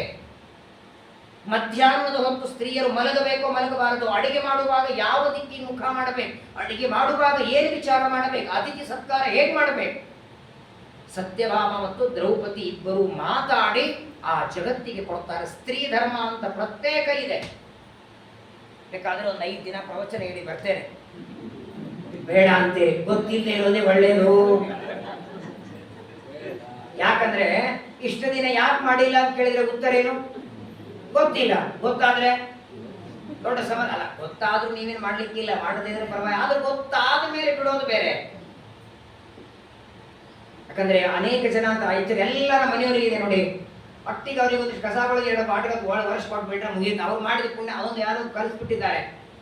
ಗಂಡ ಮಾಡಿದ ಪುಣ್ಯ ಹೆಂಡತಿಗೆ ಬರ್ತದೆ ಅಂತ. ಯಾವಾಗ ಬರ್ತದೆ?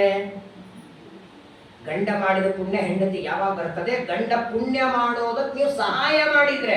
ದೇವರ ಮನೆ ಕಸಾನು ಅವಳೇ ಬರ್ಕೋಬೇಕು, ಪಾತ್ರೆನೂ ಅವನೇ ತಗೋಬೇಕು, ಎಲ್ಲ ಹಂಗೋ ಬರ್ತದೆ ಪುಕ್ಸಡಿ ಪುಣ್ಯ. ಹಂಗ್ ಕೊಡಲ್ಲ. ಅವ್ರು ದೇವರ ಪೂಜೆಗೆ ನೀವು ಸಹಾಯ ಮಾಡಿ, ಆಗ ದೇವರ ಪೂಜೆಗೆ ಪುಣ್ಯ ಕೊಡ್ತಾನೆ. ಪದ್ಮಾವತಿಗೆ ಧರಣಿ ದೇವಿ ಹೇಳ್ತಾಳೆ, ಶ್ರೀನಿವಾಸನ ಜೊತೆಗೆ ಸಂಸಾರವನ್ನ ಮಾಡುವ ಅನೇಕ ನಿಯಮಗಳನ್ನ. ಪರಮಾತ್ಮನಿಗೆ ಒಂದು ಮಾತು ಹೇಳ್ತಾನೆ, ಆಕಾಶ ರಾಜ ನನ್ನನ್ನು ಧನ್ಯ ಮಾಡಿದೆ ಅಂತಾನೆ. ಇಡೀ ದೇವತೆಗಳೆಲ್ಲ ನಿನ್ನ ಪಾದ ತೊಳಿಬೇಕು ಅಂತ ಕಾಯ್ತಾರೆ. ಇವತ್ತು ನಿನಗೆ ಪಾದ ತೊಳೆದು ಕನ್ಯಾದಾನ ಮಾಡುವ ಭಾಗ್ಯ ಸಿಕ್ಕಿದೆ. ಆದ್ರೆ ಮದುವೆ ಆಯಿತು, ಇವತ್ತೇ ಹೊರಟಿದ್ಯಲ್ಲ, 1-2 ದಿನ ಇರಬಹುದಲ್ಲ ಅಂತ ಆಕಾಶರಾಜ ಕೇಳ್ಕೊಳ್ತಾನೆ. ಶ್ರೀನಿವಾಸ ಇಲ್ಲ ಅಂತ. ಯಾವಾಗ್ಲೂ ನೋಡಿ, ದಾನ ತಗೊಳ್ಳಿಕ್ಕೆ ಯಾರ ಮನೆಗೆ ಹೋದ್ರೆ ಎಷ್ಟೊತ್ತಿರ್ತೀವಿ ಅವ್ರ ಮನೆಯಲ್ಲಿ? ಸಂಸ್ಕೃತದಲ್ಲಿ ಒಂದು ಮಾತೆ ಇದೆ, ಬ್ರಾಹ್ಮಣಾಹ ದತ್ತ ದಕ್ಷಿಣಾಹ. ದಕ್ಷಿಣೆ ಕೊಟ್ಮೇಲೆ ಬಹಳ ತಿಂದಿರಬಾರ್ದು ಅವ್ರ ಮನೆಯಲ್ಲಿ. ಹಾಗಾಗಿ ದಕ್ಷಿಣೆ ಯಾವಾಗ ಕೊಡ್ತಾರೆ ಹೇಳಿ? ಅಂದ್ರೆ ಜಾಗ ಖಾಲಿ ಮಾಡ್ರಿ ಅಂತ ಅರ್ಥ. ಅದು ಬ್ರಾಹ್ಮಣರು ಬಂದಾಕ್ಷಣ ದಕ್ಷಿಣೆ ಕೊಡಲ್ಲ. ಮೊದಲು ದೇವರ ಪೂಜಾ, ಊಟ ಆದ ಮೇಲೆ. ಯಾಕಂದ್ರೆ ಅದಾದ್ಮೇಲೆ ಅವ್ರು ನಿಂದಿರೋ ಹಾಗಿಲ್ಲ, ಜಾಗ ಖಾಲಿ ಮಾಡಬೇಕು. ಹಾಗೆ ಕನ್ಯಾದಾನ ನೀನು ಮಾಡಿ ಆಯಿತು, ನಾನು ತಗೊಂಡಾಯಿತು, ಇನ್ನು ಮೇಲೆ ನಾನಿಲ್ಲಿ ಉಳಿಯೋ ಹಾಗಿಲ್ಲ, ನಾನಿನ್ನು ಹೊರಡುತ್ತೇನೆ ಅಂತಾರೆ. ಪದ್ಮಾವತಿಯನ್ನ ಕಳಿಸ್ತಾ ಇದ್ದಾರೆ. ರಥದಲ್ಲಿ ಕಳಿಸುವಾಗ ಎಲ್ಲರ ಕಣ್ಣಲ್ಲಿ ಮತ್ತೆ ನೀರು. ಎಲ್ಲರ ಅಳ್ತಾ ಇದ್ದಾರೆ. ನೋಡಿ ಎಷ್ಟು 7 ಲೋಕದಿಂದ ದೇವತೆಗಳು ಬಂದಿದ್ದಾರೆ. ಪ್ರತಿಯೊಬ್ಬ ದೇವತೆಗಳಿಗೂ ಮದುವೆಯಲ್ಲಿ ಉಡುಗೊರೆಯನ್ನು ಕೊಟ್ಟಿದ್ದಾನೆ ಶ್ರೀನಿವಾಸ. ಎಲ್ಲಾ ದೇವತೆಗಳಿಗೆ ಉಡುಗೊರೆ ಕೊಟ್ಟಿದ್ದಾನೆ. ಒಬ್ಬನನ್ನ ಮರ್ತ ಅಂತೆ. ಯಾರನ್ನ? ಹೆಂಡತಿಯ ತಮ್ಮ. ಅವನಿಗೆ ತಾನೇ ವಿಶೇಷ ಕೊಡಬೇಕು. ಲಾಜ ಹೋಮಕ್ಕಾಗಿ ಹೆಂಡತಿಯ ತಮ್ಮ ಲಾಜ ಹಾಕಿರ್ತಾರೆ ಭಕ್ತರಳು. ಎಲ್ಲರಿಗೆ ಕೊಟ್ಟ. ವಸುಧಾನನಿಗೆ ಏನೂ ಕೊಡಲೇ ಇಲ್ಲ. ಪದ್ಮಾವತಿಯ ತಮ್ಮನಿಗೆ ರಥದಲ್ಲಿ ಶ್ರೀನಿವಾಸ ಹೋಗುವಾಗ ನೆನಪಾಯಿತು, ಅಯ್ಯೋ ಎಲ್ಲರಿಗೂ ಕೊಟ್ಟೆ, ಇವನಿಗೇನು ಕೊಡಲೇ ಇಲ್ಲಲ್ಲ ಅಂತ. ಆಗ ವಸುಧಾನನನ್ನ ಕರೀತಾನೆ. ತಾನು ಹೊತ್ಕೊಂಡದ್ದನ್ನ ತೆಗೆದು ಮೈ ಮೇಲೆ ಹಾಕಿದ. ನೀವೇನಂತೀರಿ? ಅದು ತಗೊಳ್ಳುವಾಗಿನ ಕಿರೀಟ ಎಲ್ಲ ತಗೊಂಡ, ಕೊಡ್ಲಿಕ್ಕೆ ಬಂದಾಗೇನೋ ಒಂದು ಕೈ ಮೇಲೆ ಶಾಂತಿ ಕೊಟ್ಟ. ನೋಡಿ, ಕೋಟಿ ರೂಪಾಯಿ ಅಲ್ಲ, 10 ಕೋಟಿ ರೂಪಾಯಿ ಬೆಲೆ ಬಾಳುವ ವಜ್ರಕ್ಕಿಂತಲೂ ಬೆಲೆ ಬಾಳೋದು ದೇವರ ಹಚ್ಚಿಕೊಂಡ ಶಾಟಿ. ಅವನ ದೇಹಕ್ಕೆ ತಾಕಿದ ವಸ್ತ್ರ ಅದು ಸಿಗತ್ತೆ ಅಂದ್ರೆ ಎಷ್ಟು ಜನ್ಮಗಳ ಭಾಗ್ಯರೇ ಅದು. ನಿಜವಾಗಿ ಆ ವಸುಧಾನನ ಕಥೆ ನೆನೆಸ್ಕೊಂಡಾಗ ನನ್ನ ಮದುವೆ ಕಥೆ ನೆನಪಾಗತ್ತೆ. ನನ್ನ ಮದುವೆಗೆ ನಮ್ಮ ಗುರುಗಳು ಬಂದಿದ್ರು, ಮಾಹುಲಿ ಆಚಾರ್ಯ, ವಿದ್ಯಾಸಿಂಹಾಚಾರ್ಯ ನಮ್ಮ ಗುರುಗಳು. ಅಕ್ಷತಾರೋಪಣ ಆಯಿತು. ಅಕ್ಷತಾರೋಪಣ ಆದ ಮೇಲೆ ಕನ್ಯಾದಾನಕ್ಕಾಗಿ ಕೂತಿದ್ವಿ. ಕನ್ಯಾದಾನ ಮಾಡುವಾಗ ಪಕ್ಕದಲ್ಲಿ ದೀಪ ಇಟ್ಟಿದ್ರು, ನೋಡೇ ಇಲ್ಲ. ಆ ದೀಪ ನನ್ನ ಹೊತ್ಕೊಳ್ಳೋದಕ್ಕೆ ಹತ್ತು ಬಿಟ್ಟಿದೆ. ಅದನ್ನ ಯಾರೂ ನೋಡ್ಲಿಲ್ಲ. ಎದುರುಗಡೆ ಕೂತಂತ ಆಚಾರ ಹತ್ತಿದೆ ಅಂತ ಮೈ ಮೇಲೆ ತೆಗೆದು ಹಾಕ್ಬಿಟ್ಟ. ಮದುವೆಯಲ್ಲಿ ಮೇಲೆ ಇಲ್ಲಲ್ಲ. ಯಾಕಂದ್ರೆ ಅಷ್ಟೊತ್ತಿಗೆ ಯಾವುದೋ ತರೋಂಗಿಲ್ಲ, ಮಡಿ ಉಟ್ಕೊಂಡು ಕೂತಿದ್ದೆ. ಅಲ್ಲಿ ಕೂತ ನಮ್ಮ ಗುರುಗಳು ಬಂದು ತಮ್ಮ ಮೈ ಮೇಲೆ ತೆಗೆದು ಹೊಚ್ಚಿಬಿಟ್ರು. ನಮ್ಮ ಗುರುಗಳು ತಂದು ತಮ್ಮದು ಮಡಿ ತೆಗೆದು ಹೊಚ್ಚಿಬಿಟ್ರು. ಹೊಚ್ಚಿದ ಮೇಲೆ 1-2 ನಿಮಿಷ ಆಯ್ತು. ಆಮೇಲೆ ನಂದು ಮಡಿ ಬಂತು. ನನ್ನ ಮಡಿ ಹೊಚ್ಕೊಂಡು ಅದನ್ನು ಕೊಡ್ಲಿಕ್ಕೆ ಹೋದಿದ್ರು. ರಕ್ಷಾ ಕವಚ ಇಟ್ಟುಕೊಂಡು ನಿನಗೆ ಜೀವನ ರಕ್ಷಣೆ ಮಾಡ್ತದೆ ಅಂತ ಅವತ್ತು ನಮ್ಮ ಗುರುಗಳು ಹೇಳಿದ ಮಾತು. ಇವತ್ತಿಗೂ ಆ ರಕ್ಷಾ ಕವಚ ಹಾಗೆ ಇಟ್ಟಿದ್ದೀನಿ. ನಮ್ಮ ಮನೆಯವರು 2 ಸಲ ಹೇಳಿದ್ರು, ಅಯ್ಯೋ ಹರಿದು ಹೋಗಲಿ, ನಾನು ಕೊನೆ ಇರೋವರೆಗೂ ಅದನ್ನು ಇರಬೇಕಷ್ಟೇ. ಗುರುಗಳು ಕೊಟ್ಟದ್ದು. ನಮ್ಮ ಸ್ವಾಮಿಗಳು ಸತ್ಯಾತ್ಮರು ತಾವು ಉಟ್ಟುಕೊಳ್ಳೋ ಶಾಟಿ ಹಳೇದಾದ ಮೇಲೆ ಅದನ್ನು ಶಿಷ್ಯರಿಗೆ ಕೊಡ್ತಾರೆ. ದೊಡ್ಡವರ ದೇಹಕ್ಕೆ ತಾಕಿದ ಬಟ್ಟೆನೆ ಸಾಕು. ರಾಯರ ಕಥೆಯಲ್ಲಿ ಕೇಳ್ತೀರಲ್ಲ, ರಾಯರು ಉಟ್ಕೊಳ್ಳೋ ಶಾಟಿಯನ್ನ ಒಬ್ಬ ವ್ಯಕ್ತಿ ಒಗಿತಿದ್ದ ಅಂತ ತುಂಗಭದ್ರೆಯಲ್ಲಿ. ಒಗಿತಿದ್ರೆ ಆ ಶಾಟಿ ಅವನ ಕೈಯಲ್ಲಿ ಇರೋವರೆಗೆ ಯಾರೇನು ಮಾತಾಡ್ತಾರೆ ಕೇಳಿಸ್ತಿತ್ತಂತವ್ರು. ಅಲ್ಲಿದ್ದೆಲ್ಲ ಇವು ಬೆಂಗಳೂರಲ್ಲಿ ಕೂತು ಮಾತಾಡಿದ್ರು, ಮಂತ್ರಾಲಯದಲ್ಲಿ ಶಾಟಿ ಒಗೆಯೋ ಅವನಿಗೆ ಕೇಳಿಸ್ಬೇಕಂತ. ಯಾಕೆ? ಕೈಯಲ್ಲಿ ಗುರುಗಳ ಶಾಟಿ ಇದ್ದದ್ದಕ್ಕೆ. ಜ್ಞಾನಿಗಳು ಉಟ್ಕೊಂಡ ಬಟ್ಟೆಗೆ ಇಷ್ಟು ಸಾಮರ್ಥ್ಯ ಇರಬೇಕಾದರೆ ಸಾಕ್ಷಾತ್ ಶ್ರೀನಿವಾಸನ ಮೈ ಮೇಲೆ ಹೊತ್ಕೊಂಡ ಬಟ್ಟೆ ಅದನ್ನ ವಸುಧಾರನಿಗೆ, ಪದ್ಮಾವತಿಯ ತಮ್ಮನಿಗೆ ಹೊಚ್ಚುತ್ತಾನೆ. ಅಲ್ಲಿಂದ ಪರಮಾತ್ಮ ಪ್ರಯಾಣ ಮಾಡಿದ, ಪದ್ಮಾವತಿಯನ್ನು ಕರ್ಕೊಂಡು ಹೊರಡುತ್ತಾನೆ. ಆದರೆ ಶ್ರೀನಿವಾಸ 6 ತಿಂಗಳು ಬೆಟ್ಟ ಹತ್ತಲಿಲ್ಲ. ನೋಡಿ, ಮದುವೆ ಮಾಡಿಕೊಂಡ ಮೇಲೆ 6 ತಿಂಗಳು ಬೆಟ್ಟ ಹತ್ತೋದಲ್ಲ, ಮೊದಲನೇ ಫಸ್ಟ್ ಫ್ಲೋರಿಗೂ ಹೋಗಬಾರ್ದಂತೆ, ಪಾವುಟಿಗೆನೂ ಹತ್ತಬಾರದಂತೆ. ಇವತ್ತು ಫ್ಲೈಟೇ ಹತ್ತಾರೆ. ಪ್ರಾಯ ಮದುವೆಗಿಂತ ಮೊದಲೇ ಪ್ಯಾಕೇಜ್ ಬುಕ್ ಮಾಡಿ ಆಮೇಲೆ ಮದುವೆ ಬಂದಿರ್ತಾರೆ. ಎಲ್ಲಿ ಹೋಗೋದು, ಏನ್ ಮಾಡೋದು ಅಂತ ಏನ್ ನಿಯಮ ದೇವರು ಮಾಡ್ತಾರೆ ನೋಡಿ. ಸರಿಯಾಗಿ ವೈಶಾಖ ಮಾಸ ಶುಕ್ಲ ಪಕ್ಷ ದಶಮಿ ವಿವಾಹ ಮಾಡಿಕೊಂಡ. ವೈಶಾಖ, ಜ್ಯೇಷ್ಠ, ಆಷಾಢ, ಶ್ರಾವಣ, ಭಾದ್ರಪದ, ಆಶ್ವಿನ 6 ತಿಂಗಳು. ಆಶ್ವಿನ ಮಾಸಕ್ಕೆ 6 ತಿಂಗಳಾದ ಮೇಲೆ ಪರಮಾತ್ಮ ಪದ್ಮಾವತಿಯನ್ನು ಕರ್ಕೊಂಡು ಬೆಟ್ಟಕ್ಕೆ ಹೊರಟ. ಮದುವೆಯಾದ ಮೇಲೆ ದಂಪತಿಗಳು ಮೊದಲನೇ ಸಲ ಬೆಟ್ಟಕ್ಕೆ ಬರ್ತಿದ್ದಾರೆ. ಬ್ರಹ್ಮದೇವರು ಆ 2 ದಂಪತಿಗಳನ್ನ 9 ದಿನಗಳವರೆಗೆ ಬೇರೆ ಬೇರೆ ವಾಹನಗಳಲ್ಲಿ ಉತ್ಸವ ಮಾಡ್ತಾರೆ. ಅದನ್ನೇ ಇವತ್ತು ಬ್ರಹ್ಮೋತ್ಸವ ಅಂತ ಆಶ್ವಿನ ಮಾಸದಲ್ಲಿ ಇಂದಿಗೂ ನಡೀತದೆ. ನವರಾತ್ರಿಯ ಸಂದರ್ಭದಲ್ಲಿ ಆಶ್ವಿನ ಮಾಸದ 9 ದಿನ ಅದು ಬ್ರಹ್ಮೋತ್ಸವ. ಆದರೆ ಮದುವೆಯಾದದ್ದು ಮಾತ್ರ ಇದೇ ವೈಶಾಖ ಶುದ್ಧ ದಶಮಿ. ಇದು ನಿಜವಾದ ಮದುವೆ ದಿನ. ಅದು ಮದುವೆ ಮಾಡಿಕೊಂಡು ಇವತ್ತಿಗೂ ನೀವು ನೋಡಿ, ನಮ್ಮ ಇಡೀ ಭರತ ಖಂಡದಲ್ಲಿ ದೇವಸ್ಥಾನದ ಗರ್ಭಗುಡಿಯೊಳಗೆ ಲೈಟ್ ಇಲ್ಲದೆ ಇರೋ ದೇವಸ್ಥಾನ ಅಂದ್ರೆ ಅದು ತಿರುಪತಿ ದೇವಸ್ಥಾನವೇ. ಅದು ಯಾವುದು? ಬ್ರಹ್ಮದೇವರು ಅವತ್ತು ಉತ್ಸವ ಮಾಡುವಾಗ ಹಚ್ಚಿದ ದೀಪ ಇವತ್ತಿಗೂ ಇದೆ. ಹಾಗಾಗಿ ತಿರುಪತಿಯಲ್ಲಿ ಶ್ರೀನಿವಾಸನ ದರ್ಶನ ತುಪ್ಪದ ದೀಪದಲ್ಲಿ ದರ್ಶನವೇ ಹೊರತು ಗರ್ಭಗುಡಿಯಲ್ಲಿ ಲೈಟ್ ಇಲ್ಲ. ವೈಭವದಿಂದ ಬ್ರಹ್ಮೋತ್ಸವವನ್ನು ಬ್ರಹ್ಮದೇವರು ಮಾಡ್ತಾರೆ. ಆದರೆ ನೋಡಿ, ಪರಮಾತ್ಮ ಪದ್ಮಾವತಿಯನ್ನ ಮದುವೆ ಮಾಡಿಕೊಂಡು ಮೇಲೆ ಬೆಟ್ಟದ ಮೇಲೆ ಹೋಗ್ತಾನೆ. ಎಲ್ಲಿವರೆಗೆ? ಕಲಿಯುಗ ಪ್ರಾರಂಭವಾಗುವವರೆಗೆ. ಕಲಿಯುಗ ಪ್ರಾರಂಭವಾದ ಮೇಲೆ ಪದ್ಮಾವತಿಗೆ ಕೆಳಗೆ ಕಳಿಸಿಬಿಟ್ಟ ಪದ್ಮ ಸರೋವರಕ್ಕೆ. ತಾನು ಒಬ್ಬಂಟಿಗನಾಗಿ ಅಲ್ಲಿ ನಿಂತು ಬಿಟ್ಟಿದ್ದಾನೆ. ಪ್ರಾಯ ಇವತ್ತು ಅನೇಕ ಜನರಿಗೆ ಗೊಂದಲ. ಮದುವೆ ಮಾಡ್ಕೊಂಡ ಮೇಲೆ ಗಂಡ ಹೆಂಡತಿ ಜೋಡಿ ಮೇಲೆ ಇರ್ಬೇಕಲ್ಲ. ಪಂಢರಪುರದಲ್ಲಿ ಪಾಂಡುರಂಗ ರುಕ್ಮಿಣಿ, ಹಾಗೆ ರಾಮನ ಪಕ್ಕದಲ್ಲಿ ಸೀತೆ ಇರೋ ಹಾಗೆ ಪದ್ಮಾವತಿ ಕೆಳಗೆ ಶ್ರೀನಿವಾಸ ಮೇಲೆ. ಜಗಳಾಯ್ತೇನೆ ಇಬ್ಬರಲ್ಲಿ? ಜಗಳ ಆದದ್ದಲ್ಲ. ವಿಶೇಷವಾಗಿ ಶ್ರೀನಿವಾಸ ತಾನೇ ಪದ್ಮಾವತಿಗೆ ಹೇಳಿ ಅನುಗ್ರಹವನ್ನ ಮಾಡಿ, ಕಲಿಯುಗ ಮುಗಿಯುವವರೆಗೆ ನೀನು ಪದ್ಮ ಸರೋವರದಲ್ಲಿರು, ನಾನು ವೆಂಕಟಾಚಲದಲ್ಲಿದ್ದು ಅನುಗ್ರಹವನ್ನ ಮಾಡ್ತೇನೆ ಅಂತ ದೇವರೇ ಆಜ್ಞೆ ಮಾಡ್ತಾನೆ. ಹಾಗಾಗಿ ಪರಮಾತ್ಮ ಶಿಲಾರೂಪದಿಂದ ಅಲ್ಲಿ ಸನ್ನಿಹಿತನಾದ. ಪದ್ಮಾವತಿ ಇಲ್ಲಿ ಸನ್ನಿಹಿತಳಾಗ್ತಾಳೆ. ಇವತ್ತಿಗೂ ಆ ವೆಂಕಟಾಚಲದಲ್ಲಿ ಪರಮಾತ್ಮನ ಸೇವೆಯನ್ನ ವೈಖಾನಸ ಆಗಮದ ಪ್ರಕಾರ ಪೂಜೆ ನಡೀತದೆ. ತಿರುಪತಿಯಲ್ಲಿ ನಡೀತದೆ ನೋಡಿ. ಕುಂಜಾಲ ಸೇವಾ ನೋಡ್ತೀರಿ, ಅಥವಾ ಸಹಸ್ರ ದೀಪಾಲಂಕಾರ ಸೇವಾ, ತೋಮಾಲ ಸೇವಾ, ಅರ್ಚನಾ ಸೇವಾ, ಅರ್ಚನಾ ನಂತರ ದರ್ಶನ, ನಿಜಪಾದ ದರ್ಶನ. ಇವತ್ತು ಏಕಾದಶಿನೂ ಶ್ರೀನಿವಾಸನಿಗೆ ನೈವೇದ್ಯ ಇರುತ್ತದೆ. ನಾಳೆ ಏಕಾದಶಿನ ಹೋಗಿ ವೆಂಕಟಾದ್ರವು ಶುಚಿಕ್ಷೇತ್ರೆ ಅಶುಚಿ ದೋಷೋ ನ ವಿದ್ಯತೆ ತಸ್ಮಾತ್ ವೆಂಕಟನಾಥಸ್ಯ ನೈವೇದ್ಯಂ ಗ್ರಾಹ್ಯ ಮುಕ್ತ. ವಾಸ್ತವಿಕವಾಗಿ ತಿರುಪತಿಯಲ್ಲೇನು ಶ್ರೀನಿವಾಸನಿಗೆ ನೈವೇದ್ಯ ಆಗತ್ತಲ್ಲ, ಉಂಡೆ ನೀವೇನು ಪ್ರಸಾದ ಅಂತ ತರ್ತೀರಿ, ಅದು ಸರ್ವತಾ ನೈವೇದ್ಯ ಆಗಿರೋದಿರಲ್ಲ. ಯಾಕಂದ್ರೆ ದೇವರ ಮುಂದೆ ಇಟ್ಟು ನೈವೇದ್ಯ ಮಾಡಿದ್ದು ನಮ್ಮವರೆಗೆ ಬರದೇ ಇಲ್ಲ. ಅದು VVIPಗಳಿಗೆಲ್ಲ ಹೋಗಿಬಿಟ್ಟಿರ್ತದೆ. ಹಾಗಾಗಿ ನಾವು ತಿರುಪತಿಯಿಂದ ತರುವ ಉಂಡೆ ನೈವೇದ್ಯ ಆಗಿರಲ್ಲ. ಅದು ಮನೆಗೆ ತಂದು ನೈವೇದ್ಯ ಮಾಡಿ ತಿನ್ನಬೇಕು. ಹೇಗೆ ಹಿಂದೆಲ್ಲ ಬದರಿಗೆ ಹೋಗಿ ಬಂದ ಮೇಲೆ ಬದರಿ ಸಮಾರಾಧನೆ ಮಾಡ್ತಿದ್ರಲ್ಲ, ಹಾಗೆ ತಿರುಪತಿ ಯಾತ್ರೆ ಮಾಡಿಕೊಂಡು ಬಂದ ಮೇಲೂ ಸಮಾರಾಧನೆ ಮಾಡಬೇಕಂತೆ. ತಿರುಪತಿಯಿಂದ ತಂದ ವಾಸ್ತವಿಕ ನೋಡಿದರೆ ಇವತ್ತಿಗೆ ಬೆಂಗಳೂರಲ್ಲಿ ಅನೇಕ ಜನ ವಿದ್ವಾಂಸರು ಪ್ರಸಾದವನ್ನ ಅಲ್ಲೇ ನೈವೇದ್ಯ ಮಾಡಿ, ಅಲ್ಲೇ ಅಂದ್ರೆ ಎಲ್ಲಿ? ದೇವಸ್ಥಾನದ ಆವರಣದಲ್ಲಿ ಮಾತ್ರ ತಿಂತಾರೆ, ಹೊರಗೆ ಬಂದರೂ ತಗೊಳ್ಳಲ್ಲ. ತಿರುಪತಿಯ ನೈವೇದ್ಯ ಪ್ರಸಾದಕ್ಕೆ ಅನೇಕ ವಿಚಾರಗಳು ಇವತ್ತಿನ ಪ್ರಭೇದಗಳಲ್ಲಿವೆ. ಕೊನೆ ಪಕ್ಷ ಅದನ್ನು ಶುದ್ಧವಾಗಿ ತಂದು ಶುದ್ಧವಾಗಿ ನೈವೇದ್ಯವನ್ನು ಮಾಡಿ ಅನಂತರದಲ್ಲಿ ಪ್ರಸಾದವನ್ನು ಸ್ವೀಕಾರ ಮಾಡಬೇಕು. ಹೀಗೆ ಭಕ್ತರ ತಾಪವನ್ನು ದೂರ ಮಾಡುವುದಕ್ಕೆ, ತನ್ನ ಸ್ಮರಣೆ ಮಾಡಿದವರಿಗೆ ಕಲ್ಯಾಣ ಭಾಗ್ಯವನ್ನು ಕೊಡುವುದಕ್ಕೆ ಪರಮಾತ್ಮ ಪದ್ಮಾವತಿಯನ್ನ ವಿವಾಹ ಮಾಡಿಕೊಂಡಿದ್ದಾನೆ. ಇಂತಹ ಶ್ರೀನಿವಾಸ ಪದ್ಮಾವತಿಯರ ವಿವಾಹದ ಈ ಕಥೆಯನ್ನ ಈ ಪರ್ವಕಾಲದಲ್ಲಿ ಯಾರು ಶ್ರವಣ ಮಾಡ್ತಾರೆ ಅವರ ಮಕ್ಕಳ ಮದುವೆಯಂತೂ ನಿಶ್ಚಿತವಾಗಿ ಆಗುತ್ತೆ. ಎರಡನೇ ವಿಚಾರವೇ ಇಲ್ಲ. ಕನ್ನಡಿಯಲ್ಲಿ ನಮ್ಮ ಮುಖ ಚೆನ್ನಾಗಿ ಕಾಣಬೇಕು ಅಂದ್ರೆ ಕನ್ನಡಿಗೆ ಅಲಂಕಾರ ಮಾಡೋದಿಲ್ಲ, ನಮ್ಮ ಮುಖ ಹಚ್ಕೊಂಡ್ರೆ ಸಾಕು. ಯಾಕೆ? ಇದು ಬಿಂಬ, ಕನ್ನಡಿಯಲ್ಲಿ ಕಾಣೋದು ಪ್ರತಿಬಿಂಬ. ಹಾಗೆ ಬಿಂಬನಾದ ಶ್ರೀನಿವಾಸನ ಮದುವೆ ಕೇಳಿ ಪ್ರತಿಬಿಂಬರಾದ ನಮ್ಮ ಮಕ್ಕಳ ಮದುವೆ ಆಗತ್ತೆ. ಅದಕ್ಕಾಗಿ ಶ್ರೀನಿವಾಸ ವಿವಾಹವನ್ನು ಮಾಡಿಕೊಂಡಿದ್ದಾರೆ.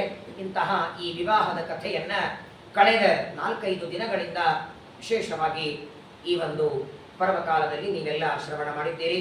ಪರಮಾತ್ಮನ ಕಥೆ ಅದು ನಾವು ಮುಗಿಸ್ಬೇಕೇ ಹೊರತು ತಾನಾಗಿ ಮುಗಿಯೋದಲ್ಲ. ಹೇಗೆ ಭೂಮಿಯ ಅಂತ ಕೊನೆ ಇಲ್ಲ ನೋಡಿ, ಹಾಗೆ ದೇವರ ಕಥೆಗೆ ಕೊನೆ ಇಲ್ಲ. ಆದರೂ ಈ ಒಂದು ಪರ್ವಕಾಲದಲ್ಲಿ ಅನಂತ ಗುಣಪೂರ್ಣನಾದ ದೇವರು ನಮ್ಮಲ್ಲಿ ನಿಂತು ಈ ಕಥೆಯನ್ನ ನುಡಿಸಿದ್ದಾನೆ. ವಿಶೇಷವಾಗಿ ಈ ವೆಂಕಟೇಶ ಕಲ್ಯಾಣದ ಈ ಒಂದು ಆಯೋಜನೆಯನ್ನ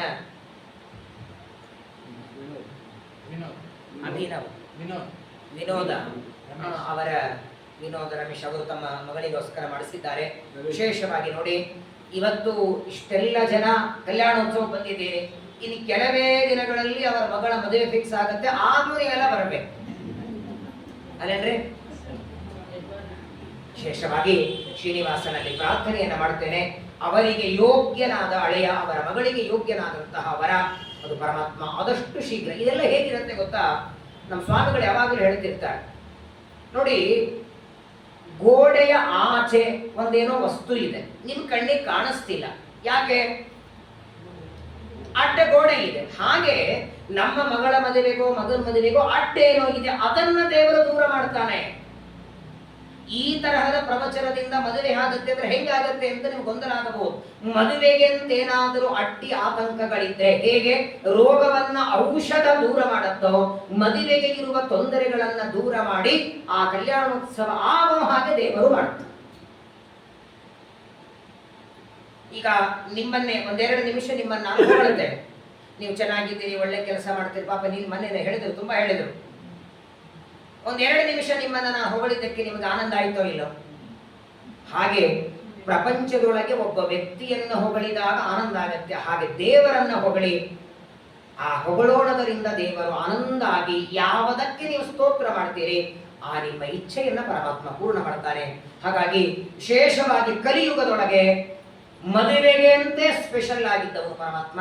ಆದರೆ ಬರೇ ಮದುವೆ ಆಗೋದಲ್ಲ, ಕೇವಲ ಮದುವೆಗಲ್ಲ, ಯೋಗ್ಯ ವರ ಬೇಕು. ಇವತ್ತು ನಾಳೆ ಬಹಳ ಕಷ್ಟ. ಕೆಲವೊಂದನ್ನ ನಿಮಗೆ ನಾನು ಹೇಳಬಾರದು, ಆದರೂ ಹೇಳಿಬಿಡ್ತೇನೆ. ಒಂದು ವರ್ಷದ ಹಿಂದೆ ಒಂದು ಮದುವೆ ಆಯಿತು. ಹುಡುಗಿ ಒಳ್ಳೆ ಬುದ್ಧಿವಂತರು, ಪಾಪ ತಕ್ಕ ಮಟ್ಟಿಗೆ ಸಂಪತ್ತಿದ್ ಬಡವರು, ಭಾರಿ ನೋಡೋದಕ್ಕೂ ಚೆಲುವಿದ್ಲು, ಒಳ್ಳೆ ಗುಣ ರೂಪ ಎಲ್ಲ ಇತ್ತು. ಒಂದು ಸಂಬಂಧ ಬಂತು. ಆ ಹುಡುಗಿಯವರು ನಮ್ಮ ಪ್ರವಚನಕ್ಕೆ ಬರ್ತಿದ್ರು, ನನಗೆ ಕೇಳಿದರು, ಆಚಾರ್ಯ ಹೀಗೆ ಹುಡುಗ ಬಂದಿದ್ದಾನೆ, ಮತ್ತೆ ಮಾಡಬಹುದಾ ಅಂತ. ನಾನು ತುಂಬ ಪರೀಕ್ಷೆ ಮಾಡಿ ಎಂದೆ. ಇಲ್ಲ, ಜಾತಕ ನೀವೇ ನೋಡಿ ಎಂದು ನನಗೆ ಕೊಟ್ಟರು. ನಾನು ನೋಡಿದೆ, ಗ್ರಹ ಮೈತ್ರಿ ಸರಿ ಇರಲಿಲ್ಲ, ನಾನು ಬೇಡ ಅಂದೆ. ಅವ್ರಿಗೆ ಏನು ಅನಿಸ್ತೋ ಏನೋ. ಆದರೆ ಆಚಾರ್ಯ ಈಗಾಗಲೇ 3, 4, 8, 10 ವರಾನು ಬೇಡ ಅಂತ ಅಂದಿದ್ದೇವೆ, ಇದನ್ನು ಯಾಕೋ ಬೇಡ ಅನ್ಲಿಕ್ಕೆ ಮನಸ್ಸು ಬರ್ತಿಲ್ಲ. ನಾನಂದೆ, ನೋಡಿ, ನನಗೆ ನೀವು ತೋರಿಸಿದ ಯಾವಾಗಲೂ ಜ್ಯೋತಿಷ್ಯರು ಇದ್ದದ್ದು ಹೇಳಬೇಕು, ಅದರಲ್ಲೂ ಮದುವೆ ವಿಚಾರದಲ್ಲಿ. ನೀವು ದಕ್ಷಿಣೆ ಕೊಡ್ತೀನಿ ಅಂತ ನಾನು ಮುಚ್ಚಿಡ್ಲಿಕ್ಕೆ ಬರಲ್ಲ. ನೋಡಿ, ಅವರಿಬ್ಬರ ಸಂಬಂಧದಲ್ಲಿ ಸ್ವಲ್ಪ ಗಂಡಾಂತರ ಇದೆ, ಬೇಡ ಅಂತ ನಾನು ಬಾಯಿಂದ ಹೇಳಿಬಿಟ್ಟೆ. ಆದರೂ ಅವ್ರು ಯಾರೋ ತಲೆ ತುಂಬಿದ್ದಾರೆ ನೋಡಿ, ಈಗಾಗಲೇ 3-4 ಕನ್ಯಾ ಬಂದಾಗಿಲ್ಲ, ಅವ್ರೇನು ಆಚಾರ ಮಾತು ಕೇಳ್ತೀನಿ, ಮಾಡಿ ಮುಗಿಸ್ಬಿಡಿ. ಆ ತರಕ್ಕೆ ಬಿದ್ದರು, ಮದುವೆ ಮಾಡಿದರು. ಮದುವೆ ಮಾಡಿ 3 ದಿವಸಕ್ಕೆ ಆ ಹುಡುಗನಿಗೆ ಕ್ಯಾನ್ಸರ್ ಇದೆ ಅಂತ ಗೊತ್ತಾಯಿತು. Last stage. ಅದು ಜ್ಯೋತಿಷ್ಯ ತೋರಿಸ್ತದೆ. ನಾನು ಬಾಯಿ ಬಿಟ್ಟು ಕ್ಯಾನ್ಸರ್ ಅಂತ ಹೇಳಿಲ್ಲ, ಅವನಿಗೆ ದೊಡ್ಡ ಗಂಡ ಅಂತಿದೆ, ಬೇಡ ಅಂದೆ. ಮುಂದೊಂದು ವಾರಕ್ಕೆ ಹೋದ ವಿಧವೆಯಾಗಿ ಮನೆಗೆ ಕೂತು. ಏನ್ ಮಾಡ್ತಾರೆ ಹೇಳಿ? ಬಹಳ ಭಯಾನಕ. ಮೇಲ್ನೋಟಕ್ಕೆ ಮಾವಿನ ಚೆನ್ನಾಗಿ ಕಾಣುತ್ತದೆ, ಒಳಗೇನಿದೆ ಯಾರಿಗೆ ಗೊತ್ತಿದೆ? ಹಾಗಾಗಿ ಅದು ಮಗಳಿಗೆ ವರನೇ ಇರಲಿ ಅಥವಾ ನಿಮ್ಮ ಮಗನಿಗೆ ಸೊಸೆಯಾಗಿ ಬರೋರಿರಲಿ, ಕೇವಲ ವಧುವರನ ಅಪೇಕ್ಷೆ ಪಡೋದಲ್ಲ, ದೇವರ ಹತ್ರ ಪ್ರಾರ್ಥನೆ ಮೊದಲನೇದ್ದು ಆರೋಗ್ಯವಾಗಿರಲಿ, ಆಯುಷ್ಯವಂತನಾಗಿರಲಿ, ದುಶ್ಚಟಗಳಿಗೆ ಬಲಿಯಾಗದಿರುವಂತಹ ಹುಡುಗ ಸಿಗಲಿ. ಕಲಿಯುಗದೊಳಗೆ ಇದೊಂದು ಅಪೇಕ್ಷೆ ಇದ್ದರೆ ಸಾಕಲ್ಲ. ಹಿಂದೆಲ್ಲ ಈ ಕನ್ಯಾ ನೋಡ್ಬೇಕಾದ್ರೆ ಹುಡುಗಿಯನ್ನ ಪರೀಕ್ಷೆ ಮಾಡ್ತಿದ್ರು. ಹಾಡಾಡ್ಲಿಕ್ಕೆ ಬರ್ತದೇನೋ, ಅಡಿಗೆ ಮಾಡ್ಲಿಕ್ಕೆ ಬರ್ತದೇನೋ. ನೀವೆಲ್ಲ ಮಾಡಿರಲಿಲ್ಲ, ನಿಮ್ ಸೊಸೆ ಅಂದ್ರೆ ಮಾಡಿಲ್ವಾ? ಈಗ ನೋಡಿ ಕಲಿಯುಗ ಎಷ್ಟು ಘೋರ್ ಆಗಿದೆ ಅಂದ್ರೆ, ಹಾಡ್ಲಿಕ್ಕೆ ಬರ್ತದೆ ಅಂತ ಕೇಳಬೇಡಿ, ಅಡಿಗೆ ಮಾಡ್ಲಿಕ್ಕೆ ಬರ್ತದೆ ಅಂತ ಕೇಳಬೇಡಿ. ಮದುವೆ ಮಾಡ್ಕೊಂಡು ಬರೋರಿಗೆ ಒಂದೇ ಪ್ರಶ್ನೆ ಕೇಳಿ, ನೀವು ಮದುವೆ ಮಾಡ್ಕೊಂಡು ನಮ್ಮ ಮಗನನ್ನ ನಮ್ಮಿಂದ ದೂರ ಮಾಡಲ್ಲಮ್ಮ ಸಾಕು, ಅಷ್ಟಾದ್ರೆ ಮದುವೆ ಮಾಡಿ ಮುಗಿಸ್ಬಿಡ್ರಿ. ಈಗ ನೂರಾರು ತರಹದ ಅನಾಹುತಗಳು ಗೊತ್ತಿಲ್ಲದೆ ಆಗ್ತವೆ. ಮೇಲ್ನೋಟಕ್ಕೆ ನೋಡಿ ಮೋಸ ಹೋಗಬೇಡಿ. ಆಗಲಿ ಈ ಸಂಬಂಧ ಇಲ್ಲ ಇನ್ನೊಂದು ಸಂಬಂಧ ಬರ್ತದೆ, ಆದರೆ ಜ್ಯೋತಿಷ್ಯ ನೋಡದೆ, ವಧುವರರ ಜಾತಕ ನೋಡದೆ ಮದುವೆ ಮಾಡಬೇಡಿ. 10 ಜನರಿಗೆ ಕೇಳಿ ಮಾಡಿ. ಈ ಸಲ ಕೊಬ್ಬರಿ ಪೇಡ ಚೆನ್ನಾಗಾಗಿಲ್ಲ ಅಂದ್ರೆ ನೆಕ್ಸ್ಟ್ ಟೈಮ್ ಚೆನ್ನಾಗಿ ಮಾಡಬಹುದು ನೀವು, ಹೌದಾ ಇಲ್ಲ? ಹಂಗಿದೆಯಾ ಮದುವೆ? ಈಗ ಚೆನ್ನಾಗಿಲ್ಲ, ಮುಂದಿನ ವರ್ಷ ಚೆನ್ನಾಗಿ ಮಾಡೋಣ ಅಂದ್ರೆ ಆಯುಷ್ಯದಲ್ಲಿ ಒಂದು ಬಾರಿ ಮದುವೆ. ಹಾಗಾಗಿ ತುಂಬಾ ಆಲೋಚನೆ ಮಾಡಿ ಯೋಗ್ಯವಾಗಿ ಮಾಡಬೇಕು. ಆ ಯೋಗ್ಯತೆ ನಮಗೆ ಬರಬೇಕು ಅಂದ್ರೆ ಅದು ಪರಮಾತ್ಮನ ಅನುಗ್ರಹದಿಂದ ಬರ್ತದೆ. ಹಾಗಾಗಿ ನಮ್ಮ ಭಾರವನ್ನ ದೇವರ ಪಾದಕ್ಕೆ ಹಾಕಿ ಬಿಡೋಣ. ವಿಶೇಷವಾಗಿ ಇಲ್ಲಿ ಕೂತವರಲ್ಲಿ ನಮ್ಮ ರಮೇಶರ ಒಬ್ಬರದಲ್ಲ, ಯಾರ್ಯಾರ ಮಕ್ಕಳ ಮದುವೆ ಆಗಬೇಕು ಅವರೆಲ್ಲರ ಪರವಾಗಿ ನಾನು ಶ್ರೀನಿವಾಸನಲ್ಲಿ ಪ್ರಾರ್ಥನೆ ಮಾಡ್ತೇನೆ.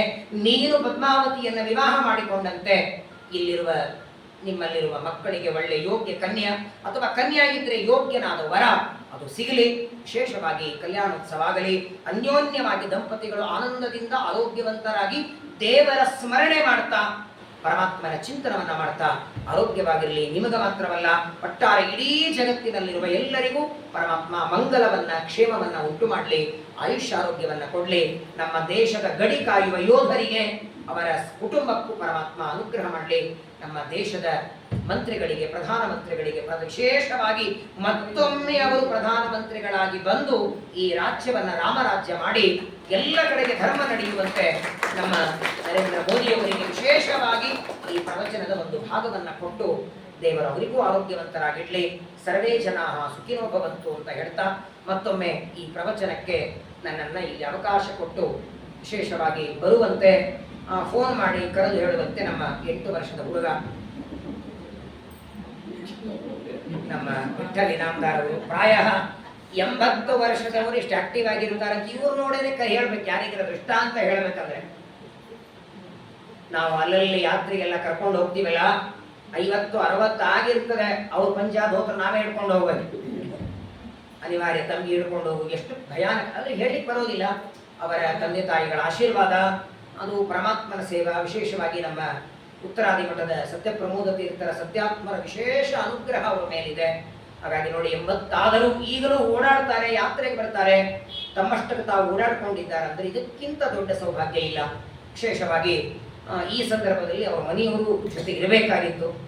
ಈ 80 ವರ್ಷದಲ್ಲಿ ಇದ್ದಿದ್ದರೆ ಒಂದು ದೊಡ್ಡ 80 ವರ್ಷ ಶಾಂತಿ ಮಾಡಿ ಮತ್ತೆ ವಿಶೇಷವಾಗಿ ಮಾಡಬಹುದು. ಆದರೂ ದೇವರು ಎಲ್ಲಾನು ಗಿಡದ ಮೇಲೆ ಹೂವು ಎಷ್ಟೋ ಚೆನ್ನಾಗಿರಬೇಕು, ಯಾವಾಗ ಬಾಳಬೇಕು ಅಂತ ದೇವರ ಸಂಕಲ್ಪ.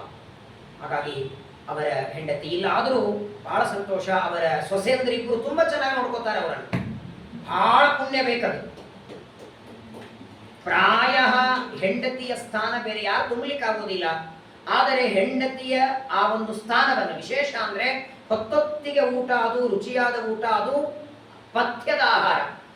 ನಮ್ಮ ಮನೆಗೆ ಬಂದಾಗ ಅವ್ರು ಹೇಳುತ್ತಿದ್ರು, ಹೆಚ್ಚೂಟ ಮಾಡಿದರೂ ಎಲ್ಲಿ ಸೊಸೆ ಬೈತಾರೆ ಅಂತ ಭಯ. ಬಹಳ ಪುಣ್ಯ ಬೇಕ್ರಿ. ನಾನು ನೋಡಿದ್ದೇನೆ, ಎಷ್ಟೋ ಕಡೆಗೆ ನೋಡಿದ್ದೇನೆ, ಹರಿದು ತಿಂದು ಬಿಡ್ತಾರೆ ಮಾವನನ್ನ. ಕಾಟಕ್ಕೆ ಮಾವ ಮನೆ ಬೇರೆ ಬೇರೆ ಮಾಡ್ಕೊಂಡು ಹೋಗಬೇಕು. ಮಗ ಸೊಸೆ ಜೊತೆಗೆ ಇದ್ದು ತಮ್ಮ ದೇವರ ಪೂಜಾ ಮಾಡಿಕೊಂಡು ತಮ್ಮಷ್ಟಕ್ಕೆ ತಾವು ಪಾಠ ಪ್ರವಚನ ಮಾಡಿಕೊಂಡು ವಿಶೇಷವಾಗಿ ತಮ್ಮನ್ನೇ ತಾವು ಒಂದು ಅರ್ಥದಲ್ಲಿ ದೇವರಿಗೆ ಸಮರ್ಪಣೆ ಮಾಡಿದ್ದಾರೆ. ನಮ್ಮ ವಿಠ್ಠಲವರಿಗೂ ಅವರ ತಮ್ಮ ನೋಡಿ ವರ ಬಂದಿದ್ದಾರೆ. ಕನ್ಯಾ ಬೇಕಟ್ಟ ಇವತ್ತು.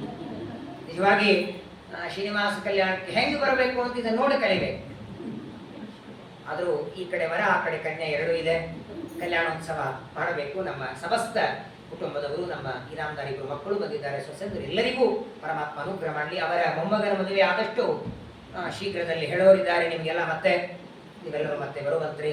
ಇದೇ ರೀತಿ ಈ ಕಮ್ಯುನಿಟಿ ಹಾಲ್ ನೋಡಿ, ಇದರ ಹಿಂದೆ ಉಮಾಮಹೇಶ್ವರ ಸಂವಾದ ಮಹಾಭಾರತದ ಪ್ರವಚನ ಆಗಿತ್ತು. ಈಗ ವೆಂಕಟೇಶ ಕಲ್ಯಾಣ ಆಗಿದೆ. ಮತ್ತೆ ಮತ್ತೆ ಇಲ್ಲಿ ನಾನಾ ರೀತಿಯಾದ ಬೇರೆ ಬೇರೆ ಪುರಾಣಗಳನ್ನ ಬೇರೆ ಬೇರೆ ಸಂದರ್ಭದಲ್ಲಿ ಇಲ್ಲಿ ಪ್ರವಚನ ನಡೆಯುವಂತೆ ಹರಿವಾಯು ಗುರುಗಳ ಅನುಗ್ರಹವನ್ನ ಮಾಡಲಿ ಅಂತ ಪ್ರಾರ್ಥನೆ ಮಾಡ್ತಾ, ಈ 4-5 ದಿನದ ಈ ಶ್ರೀನಿವಾಸ ಕಲ್ಯಾಣದ ಪ್ರವಚನದಿಂದ ಬಂದ ಅಲ್ಪ ಸ್ವಲ್ಪ ಪುಣ್ಯ ಏನಾದ್ರಿದ್ರೆ ಅದನ್ನ ಶ್ರೀನಿವಾಸನ ಪಾದಗಳಲ್ಲಿ ಸಮರ್ಪಣೆಯನ್ನ ಮಾಡಿ, ಆಯುಷ್ಯ ಇರೋವರೆಗೆ ಇದೇ ರೀತಿ ಪಾಠ ಪ್ರವಚನ ಮಾಡುವ ಭಾಗ್ಯವನ್ನ ಕೊಟ್ಟು ನಿನ್ನ ಸೇವೆಯನ್ನ ಮಾಡುವ, ನಿರಂತರ ನಿನ್ನ ನಾಮಸ್ಮರಣೆ ನನ್ನ ನಾಲಿಗೆಗೆ ಬರೋ ಹಾಗೆ ಮಾಡುವಂತ ದೇವರಲ್ಲಿ ಪ್ರಾರ್ಥನೆಯನ್ನ ಮಾಡ್ತಾ, ಮತ್ತೊಮ್ಮೆ ನಮ್ಮ ಯಜಮಾನರ ಎಲ್ಲ ಕಾಮನೆಗಳನ್ನ ಶ್ರೀನಿವಾಸ ಪೂರ್ಣ ಮಾಡಲಿ ಅಂತ ಹೇಳ್ತಾ, ಈ 5 ದಿನದ ಪ್ರವಚನವನ್ನ ಅಸ್ಮದ್ ಗುರುವಂತರ್ಗತ ಭಾರತೀಯ ರಮಣ ಮುಖ್ಯ ಪ್ರಾಣಾಂತರ್ಗತ ಲಕ್ಷ್ಮೀ ವೆಂಕಟೇಶ ಪ್ರೀಯತಾಂ ಪ್ರೀತೋ ಭವತು ಮಧ್ವಾನರ್ಗತ ಶ್ರೀ ಕೃಷ್ಣಾರ್ಪಣಮಸ್ತು.